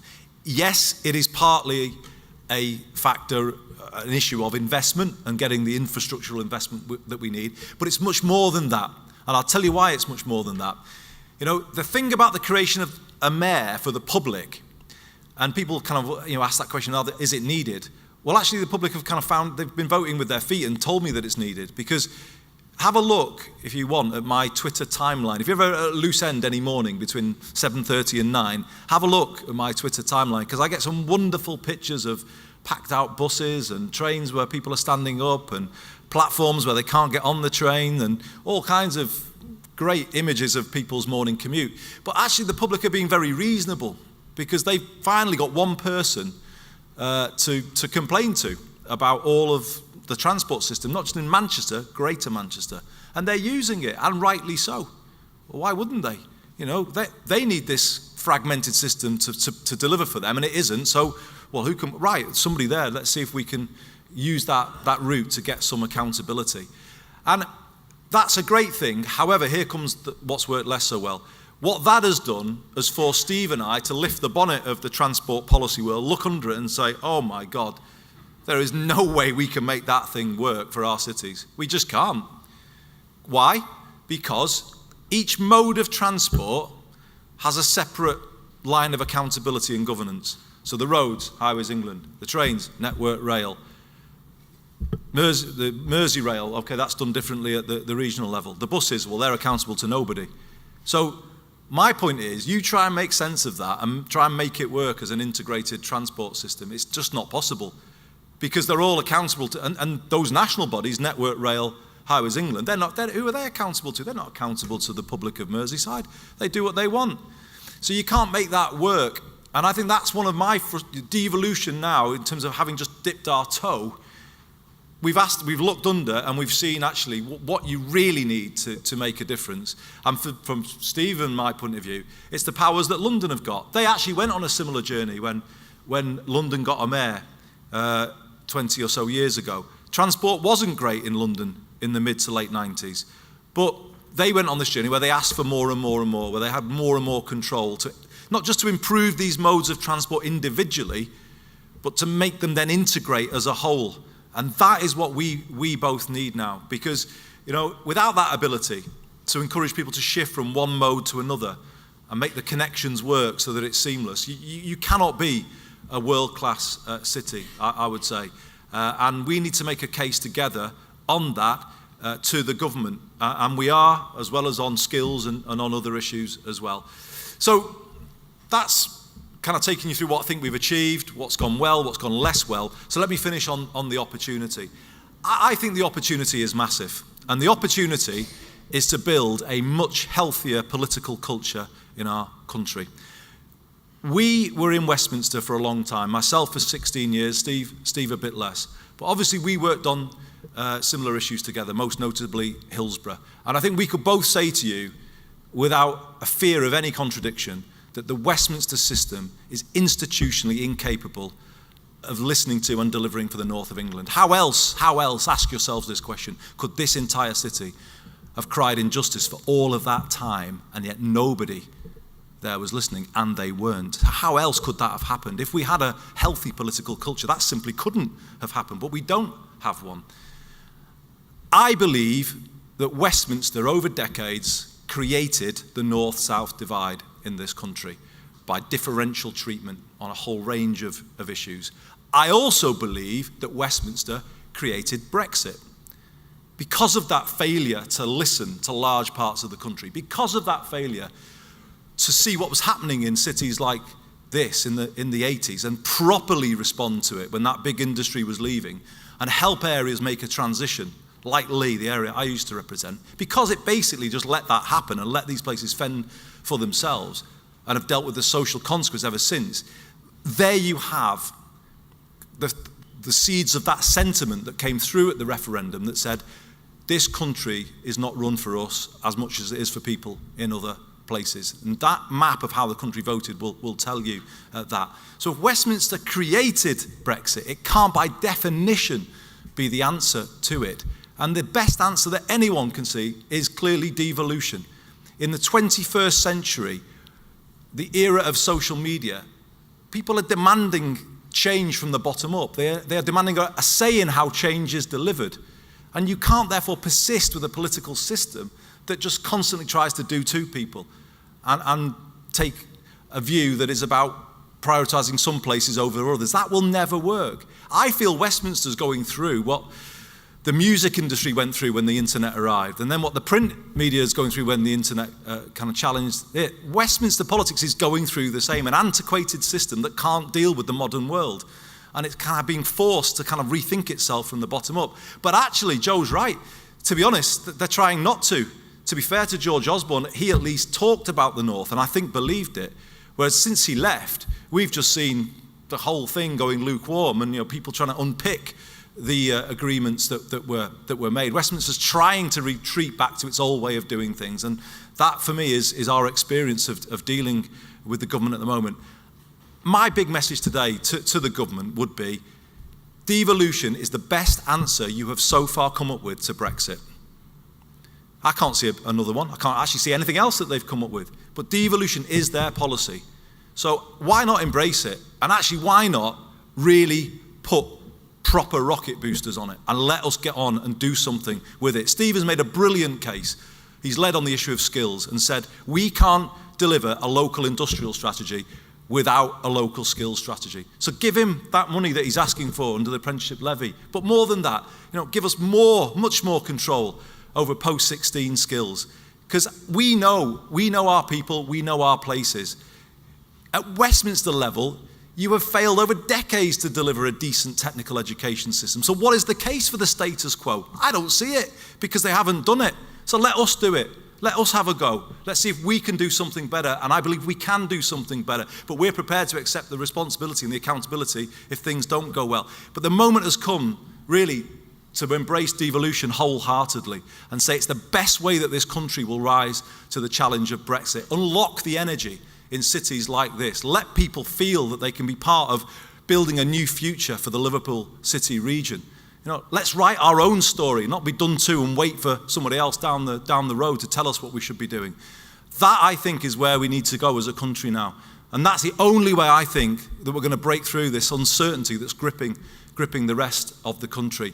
And by kind of putting power down, you actually could create that healthier way of doing politics, because when you've got power at this level, you can open it up to your business community, to your voluntary community.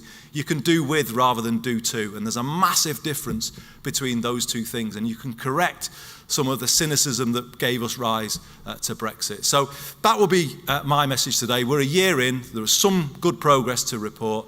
There are lots of things we need if we're going to make this whole devolution thing work, but there's no turning, to use an old phrase of favourite of the Tory party, there's no turning back here. You know, this genie is out of the bottle. We are not going away. Steve and my voice is only going to get louder. It's about time the north of England got treated properly on the national stage when it comes to investment in our infrastructure. You know, we will work, we are not here to score points. We left that behind in Westminster. We will work with them positively if they kind of go with us on this agenda. They, after all, promised us a northern powerhouse. So surely the onus should be on them to deliver it. And if they don't do it, we will call them out, we will speak up for people. And if that is all that devolution delivers, a much stronger voice for the North, well, that will be worth it in and of itself. Thank you for listening. More than happy to take any questions, Michael.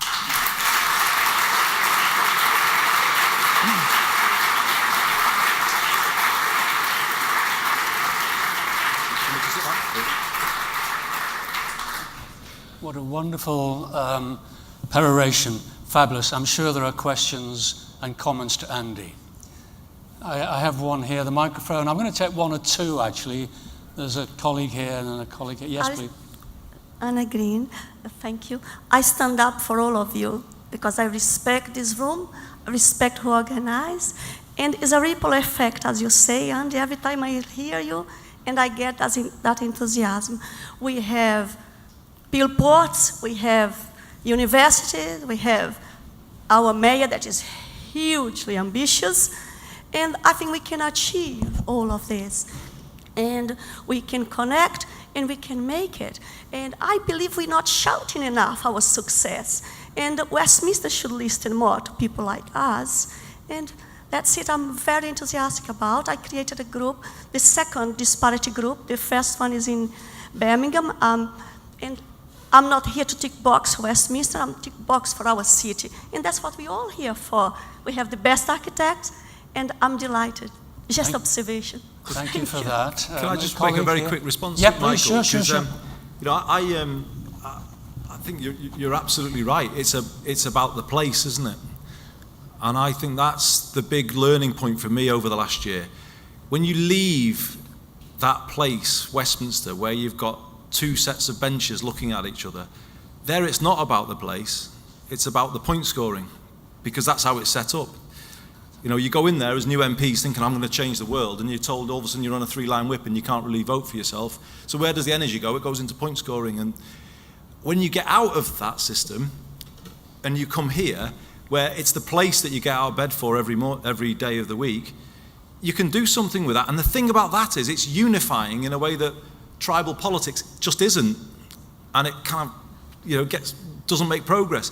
When it's the place that is number one, then everybody from every background could say, right, well, we can unify around that, and then I think you start to make progress. And here you've got two big players, Joe and Steve. You know, you do get heard, and I just think, you know, the way I see it is, we're not out there saying Manchester's best and we're gonna this and we're the London of the North. No.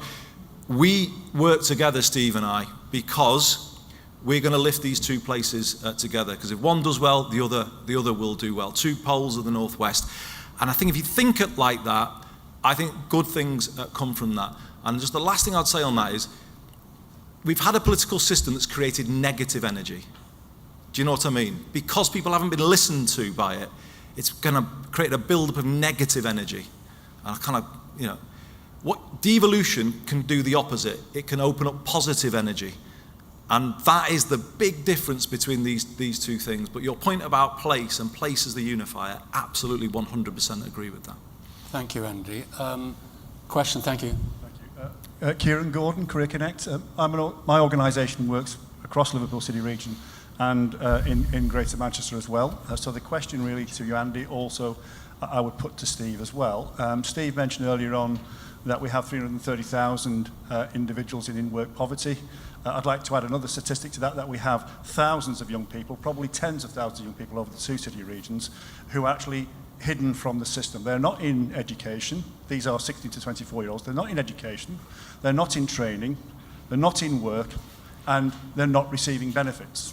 And we talk about an inclusive economy. That's something we really need to start to look into, to address, because that is a drain on the economy. Some of those people are probably the rough sleepers of Liverpool City region and Greater Manchester as well. I think part of our problem is, institutionally, from a national level down, that education and skills, there's a massive disconnect, which is not true in many of the more developed cities that we heard about earlier on from our first speaker.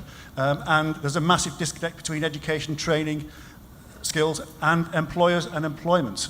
And I think we have an issue here that if we have a genuine education and skills policy that is forward-looking, the poverty of aspiration that Steve spoke about, I think we have to address the issue of well-being. Well-being defined as feeling good and functioning well. And unless we can do that, we won't address the poverty of aspiration because people won't recognise what education, what training, what skills. 100% agree with that. So let me answer you as best I can. We have a focus in Greater Manchester on life readiness. This is about how you help teenagers make a successful transition after school to study or work. And as part of that, we've devised a new survey, because it doesn't exist in any other government surveys. We got 300 kids from Oldham and Rochdale. They were kind of year 9, year 10, and we asked them a simple question. Do you have hope for your own future? 40% of those kids didn't answer that question positively. So to answer your point, unless young people are leaving secondary education with a sense of hope and purpose, you're lost, aren't you? How can you achieve as a city region if almost half of the population aren't leaving that system? And why is that the case? It's the case because the Westminster system is obsessed on the university route. Over decades, under all governments of all colours, it's given real clarity to young people on that route, but it hasn't done anything actually to give hope to young people who want something different. It's always treated them distinctly second class. And I think you've got to change that. All of the ambitions that we have for our city regions are in that next generation. So all they've got is they get made the first target for cuts, and they get an education system that basically writes half of them off when they get to key stage, whatever it is, 3 or 4. So we have got to change that. It's why I said Steve's absolutely right to ask for control over skills. We are trying to introduce a free bus pass for all 16 to 18-year-olds, and we're hoping to do it possibly next year, but as quickly as we can. Why? Because it may not sound a big thing to people in this room, but I tell you, when it's £3 or more to travel from Wigan to Bolton to try and get to college, that is enough to draw someone's horizons down. And why is it that buses are £1.50 per journey in London? Why is it that they're so expensive here? You have to get into into where people are. That's why we're trying to do that, to send a simple message to all 16-year-olds in Greater Manchester that we're going to help them move from where they are to get on in life. And I think all of our regions need to work together to put some hope into people's hearts, because the Westminster approach hasn't done that. And if you don't move that big group of young people who are left basically or feel they're on the scrap heap at that age, you just then store up gang-related issues, crime, radicalisation, all kinds of extremism, all the other things come from that. So you're absolutely right. I think it's a simple thing, giving young people hope as they leave formal education. If you do that, I think you are creating the conditions for a much fairer, more equal, stronger society. Thank you for that answer to the question. I've only got one more question, I'm afraid, and it's to the Mayor. Have you the microphone here? Because time is against us. Mayor Anderson. Yeah, and I agree with you when you talk about the north-south divide still existing, and clearly, that's the mindset, isn't it? It's going to be a huge thing to change that. However, the genie is out the bottle, and whether it's devolution or what form of devolution it is, because you're talking about transport and stuff. We're talking about a west connecting to the east, and Leeds, Manchester, Sheffield, the whole lot of us. Do you think it's really now about time that we actually grasp the opportunity, seized the moment, and talked about a Northern Assembly? If you look at Manchester and Liverpool, we've got a bigger GVA than the whole of Scotland. We have than Wales. And don't you think it's about time that we pushed the door wide open and took power back for the whole of the North to do the things that we need to do, which are the things that you're talking about? I think you're asking absolutely the right question, Joe. And I'll start my answer with an admission, to be honest, because I was in Westminster for 16 years. Can I say to you all that in all that time, working with other Northern MPs, we properly used our political muscle for the good of the North? I don't think I can say that, to be honest. And we never have. It's just possibly because of the geography of the North or what, I don't know. We never have done that. And, we can't just blame the powers that be in Westminster. It's up to us to get organised, isn't it? And be clearer about what we see as essential for our own prosperity. And we've allowed ourselves to be done too much over the years. But I think you're right, times are definitely changing. And it's why Steve and I were very clear from the off that though we were the two of the first 3 metro mayors in the north of England, another one in the northeast, we wanted nevertheless to get on straight away with building the voice of the North. And people who may not have realised, but we had a meeting a couple of weeks ago in Newcastle to plan for the first convention of the North, which will take place in September alongside the Great Exhibition of the North. And this will be metro mayors alongside city leaders, also business leaders, because we think as well the North should speak with a business voice as well as a political voice and also a community voice. So plans are developing for that, Joe, and I don't know where that might go in time, but I do think a body of that kind, at the moment it feels like it might be an annual convention that will articulate a Northern position on transport, Brexit, skills, the case for further devolution. That will be valuable. If it built in time into something more, I'd be in favour of that, absolutely would be in favour of that, and great to hear that you would be too. And I would just say this, Michael, as my last point, what are we looking at here in this country for the next 10 or 15 years? However people voted in the referendum, we're looking at potential uncertainty, potential diminishing of our role on the international stage. I think we're also looking at, though, a period of turbulence in domestic politics that won't end anytime soon. And I would probably predict we'll be looking at parliaments that are quite finely balanced, I would say, for some years to come. My experience in politics will tell me that nationally, we're not going to get a landslide situation anytime soon as the kind that we had in the past. It's going to be in kind of messier, the parliamentary system will struggle to make sense of the way people are feeling, and it will deliver a messier outcome. So, what does that offer? That offers a big opportunity for the north of England to look at the parliamentary arithmetic and then play it clearly to our advantage and say to the country, okay, so there's a lot of competing transport projects out there, most notably Crossrail 2 in London and Crossrail for the North of the kind that Joe has said. If we can't afford them both, as I suspect we can't, and one is going to have to come first, which one should it be? And I think we should then build a case as a north of England with Wales, with Scotland. I think they would come with us because they could see the benefit more of us getting the investment than it going back to London and the South East. And that's all I would be saying. Build this so that we can then use our leverage in Parliament, and then even if you're not beholden then on George Osborne or a sympathetic minister, we should be ready to make our case and win over MPs to our case and use our full political muscle in the parliamentary system. Thank you very much, All right. Andy. Okay. A round of applause. Absolutely fabulous. Thank you very much.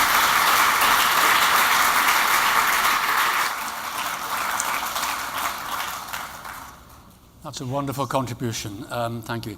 Now, we've had a wonderful morning, and we're going to bring it back home to the two authors of the original idea. Steve Rotherham, Metro Mayor of Liverpool City Region, will come and reflect on what he has heard this morning and key messages for him. And after Steve, the Vice-Chancellor of the University of Liverpool, Professor Dame Janet Beer, will formally close the conference. Almost lost our job there. However, I have remembered the Metro Mayor's name. Been a long morning. Steve Rotherham, please welcome to the stage. Thanks.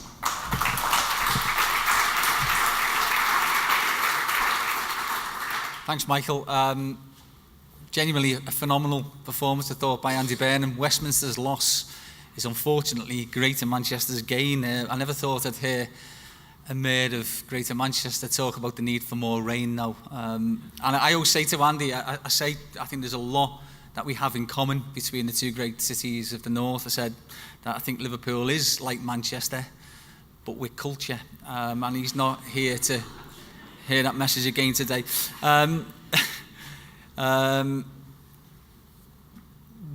This morning we've covered, and I've made a note of this, we've covered everything from pregnancy and birth through education, skills, jobs, needs, investment, health, transport, mortality, the future, Westminster, broken politics, and Brexit, all with a devolution flavour. So I'll try and encapsulate that as much as I possibly can in the next 4 or 5 minutes. There are some significant challenges that you have set to myself and the team, and as you've been speaking and asking questions, and as other speakers have been up on the rostrum, people have been taking notes, so none of that will be lost. All your ideas will be gathered together, and I think there'll probably be something more formal that comes from this, Michael, in the future. What can we respond? Well, a lot of it is grouped together in the local industrial strategy. And as I said to you earlier, the work has already begun. We're speaking with the government. We've asked the government actually to ensure that we're in the next tranche of local industrial strategy areas, and I'm almost certain that there'll be something in the announcement in the autumn budget on that.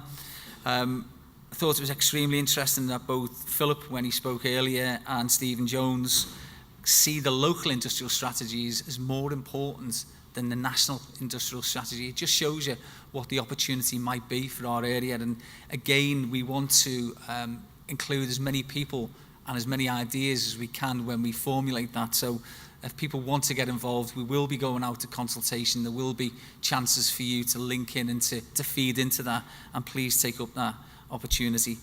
I genuinely do believe that local industrial strategies are more important than national industrial strategies, and that's why I think we'll be putting such a great emphasis on that as our evidence base to go back to government. Also, the stuff about the evidence base, not rehashing any old arguments that we've had in our city region, but we just can't afford to be continually going down to government and saying, can we have more money with a begging bowl out? So it will be based on evidence when we do look for investment opportunities, and I can assure you of that. So in regard to any questions on that, we are absolutely aware of what we need to do in our city region to engage better with government. And we will also look at what we need to do on data and data gathering. There were lots of questions there about baseline stuff, so NEETs and some of the figures and statistics that were thrown around. We are in the process now of getting all of those, what we'd call top lines in politics, but we will get all of that, so everybody through the universities, we made certain that it's robust and rigorous, but everybody will be able to share in all of that baseline data. And a post-Brexit world, and how we can meet the challenges that were outlined by Mark Boyle and Aileen Jones. It's the big question. I mean, Andy's right. I think the seeds of Brexit were sown as much in Whitehall and Westminster as they were in Strasbourg and Brussels, and we need to do something to ensure that we get a differential settlement. And both myself and Andy have met the Brexit Secretary. We also met the Brexit Minister, to tell you the truth, and that wasn't really encouraging if some of these people are negotiating deals on behalf of UK PLC. I haven't got a huge amount of hope that they'll be able to do some of the things that they claim that they will do. The fact that I think was it Stephen who said about the London-based hotshot consultants coming in and doing work for us, that definitely won't happen. I can assure you of that. We will be, making certain that we engage as many local companies as we possibly can in this process. And if we have to go out to a consultant, it will be somebody who knows our area and not somebody from Whitehall or Westminster who can't point to Bootle or Brixton on a map, probably. So The other one that was a big one was about capacity and capability. And again, without going backwards, because I've put a line under this, we did have some challenges. We've spent a long time ensuring that we do have both capacity and capability. We have a team now. We can go forward, and I'm not looking backwards at wasted opportunities of the past. I'm looking forward to what the opportunities of the future are. So we will ensure that we have the right people with the right abilities in the right jobs to really push forward. And I think you heard from Kirsty and Mark, both of those are people who have joined the team recently, and I think demonstrated why I have confidence that we will have the capabilities and the capacity of the future. There are lots and lots of new recruits coming into the Combined Authority on a daily basis. I think Tom and Stephen were both saying about the need to have a big team, a right team, you know, an appropriate team for the size of our city region that really can start to look at those oven-ready projects, and we're doing that. And finally, I just want to reiterate that devolution is not a magic wand. It's we do have to, Joe Anderson said, we have to manage expectations, and we genuinely do. It can't turn back the clock of 8 years of austerity Britain, can it, overnight? And certainly it's going to take us a long time to recover from that. We don't know what the aftershocks of Brexit will be, and so we have to be resilient and build our base, our eco-structures, so that when that happens, that we can be best placed to take advantage of anything that comes from it. I'm a committed pro-European. I know people will have different opinions here. I'm absolutely convinced that this will be disastrous for UK PLC, but putting all that aside, as the Metro Mayor of the Liverpool City region, I have to look at what the advantages might be, if there are some, and what the opportunities of that might be. And given that we are a western-facing port with historic transatlantic trade links with America and elsewhere, there might be stuff that comes out of this that is unexpected. So again, we have to be ready to respond to that. And then I think finally, our approach will be ambitious, and everything that we've said today, I think, is deliverable. Some of those big projects that I've mentioned, they're not easy to get over the line. Brent Cheshire's here, who's looking at a tidal commission. Believe me, the complexities in just one of those projects are immense, and we're looking at several of those and linking them together. I'm under no illusions that it's going to be easy. It's not going to be. But if we get this right, just bear with us. If we got this right, this could be transformational for everybody, for every young kid in our schools now who will leave with the hope that Andy spoke about of having a decent job, about people who want to move into apprenticeships or to further enhance their skills, or for those who want to go to our brilliant universities. This opens up a whole field for people that wouldn't have been available if 6 districts hadn't have joined together.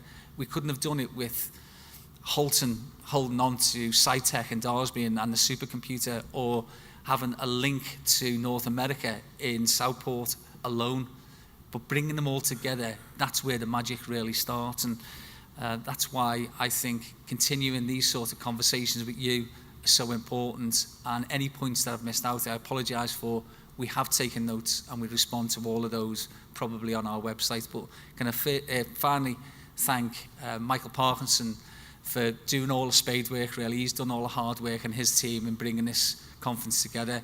And thank the university for hosting us this morning. And thank everybody here, because I know you all have important jobs, and you've given up a big chunk of your day to listen to a load of people talking about how great the future's going to be. But you know what?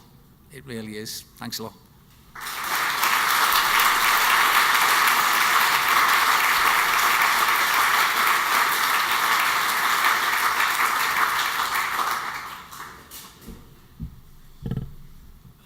Good morning, everyone. I can't risk another introduction there, so I just wanted to reinforce some of Steve's points and to thank him for his great contribution and indeed for his ambition for our city region.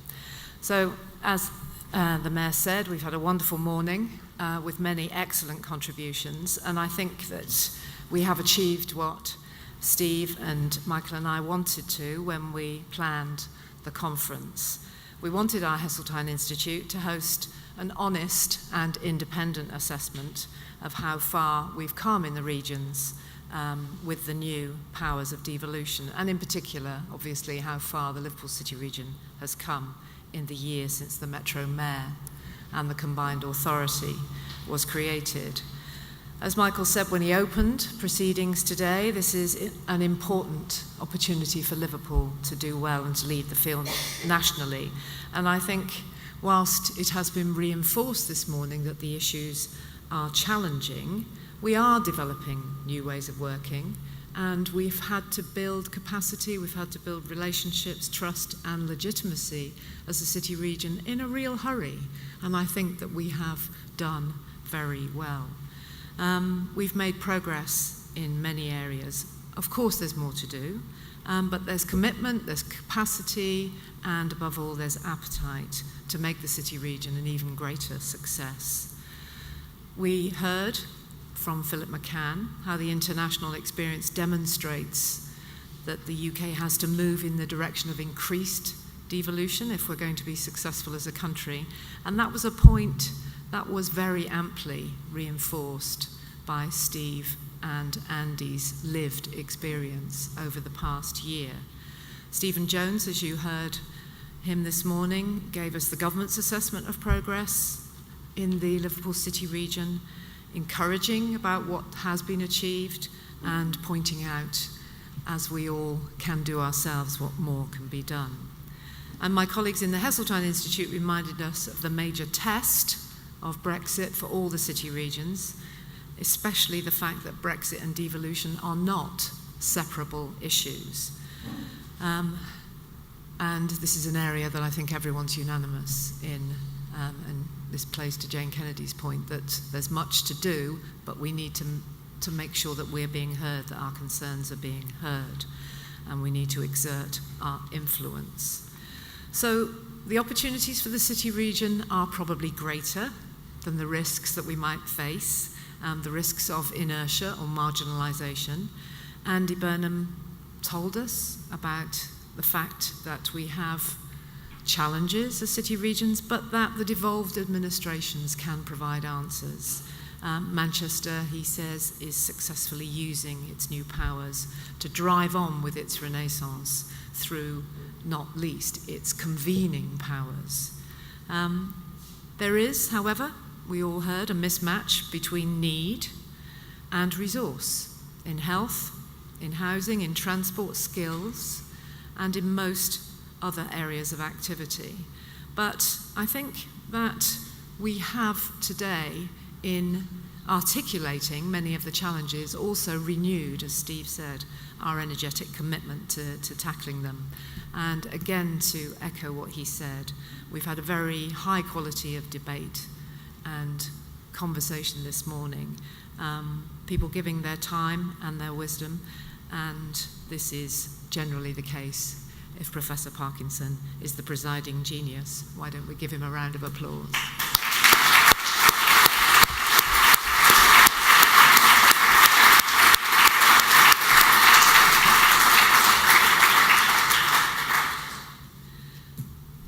So, partnership in action. And I just want to close by talking a little bit more about the university's role in this. I think we do play a significant role in hosting and maybe even leading the public debates about the future of the Liverpool City region. And I'm determined that we will continue to do so.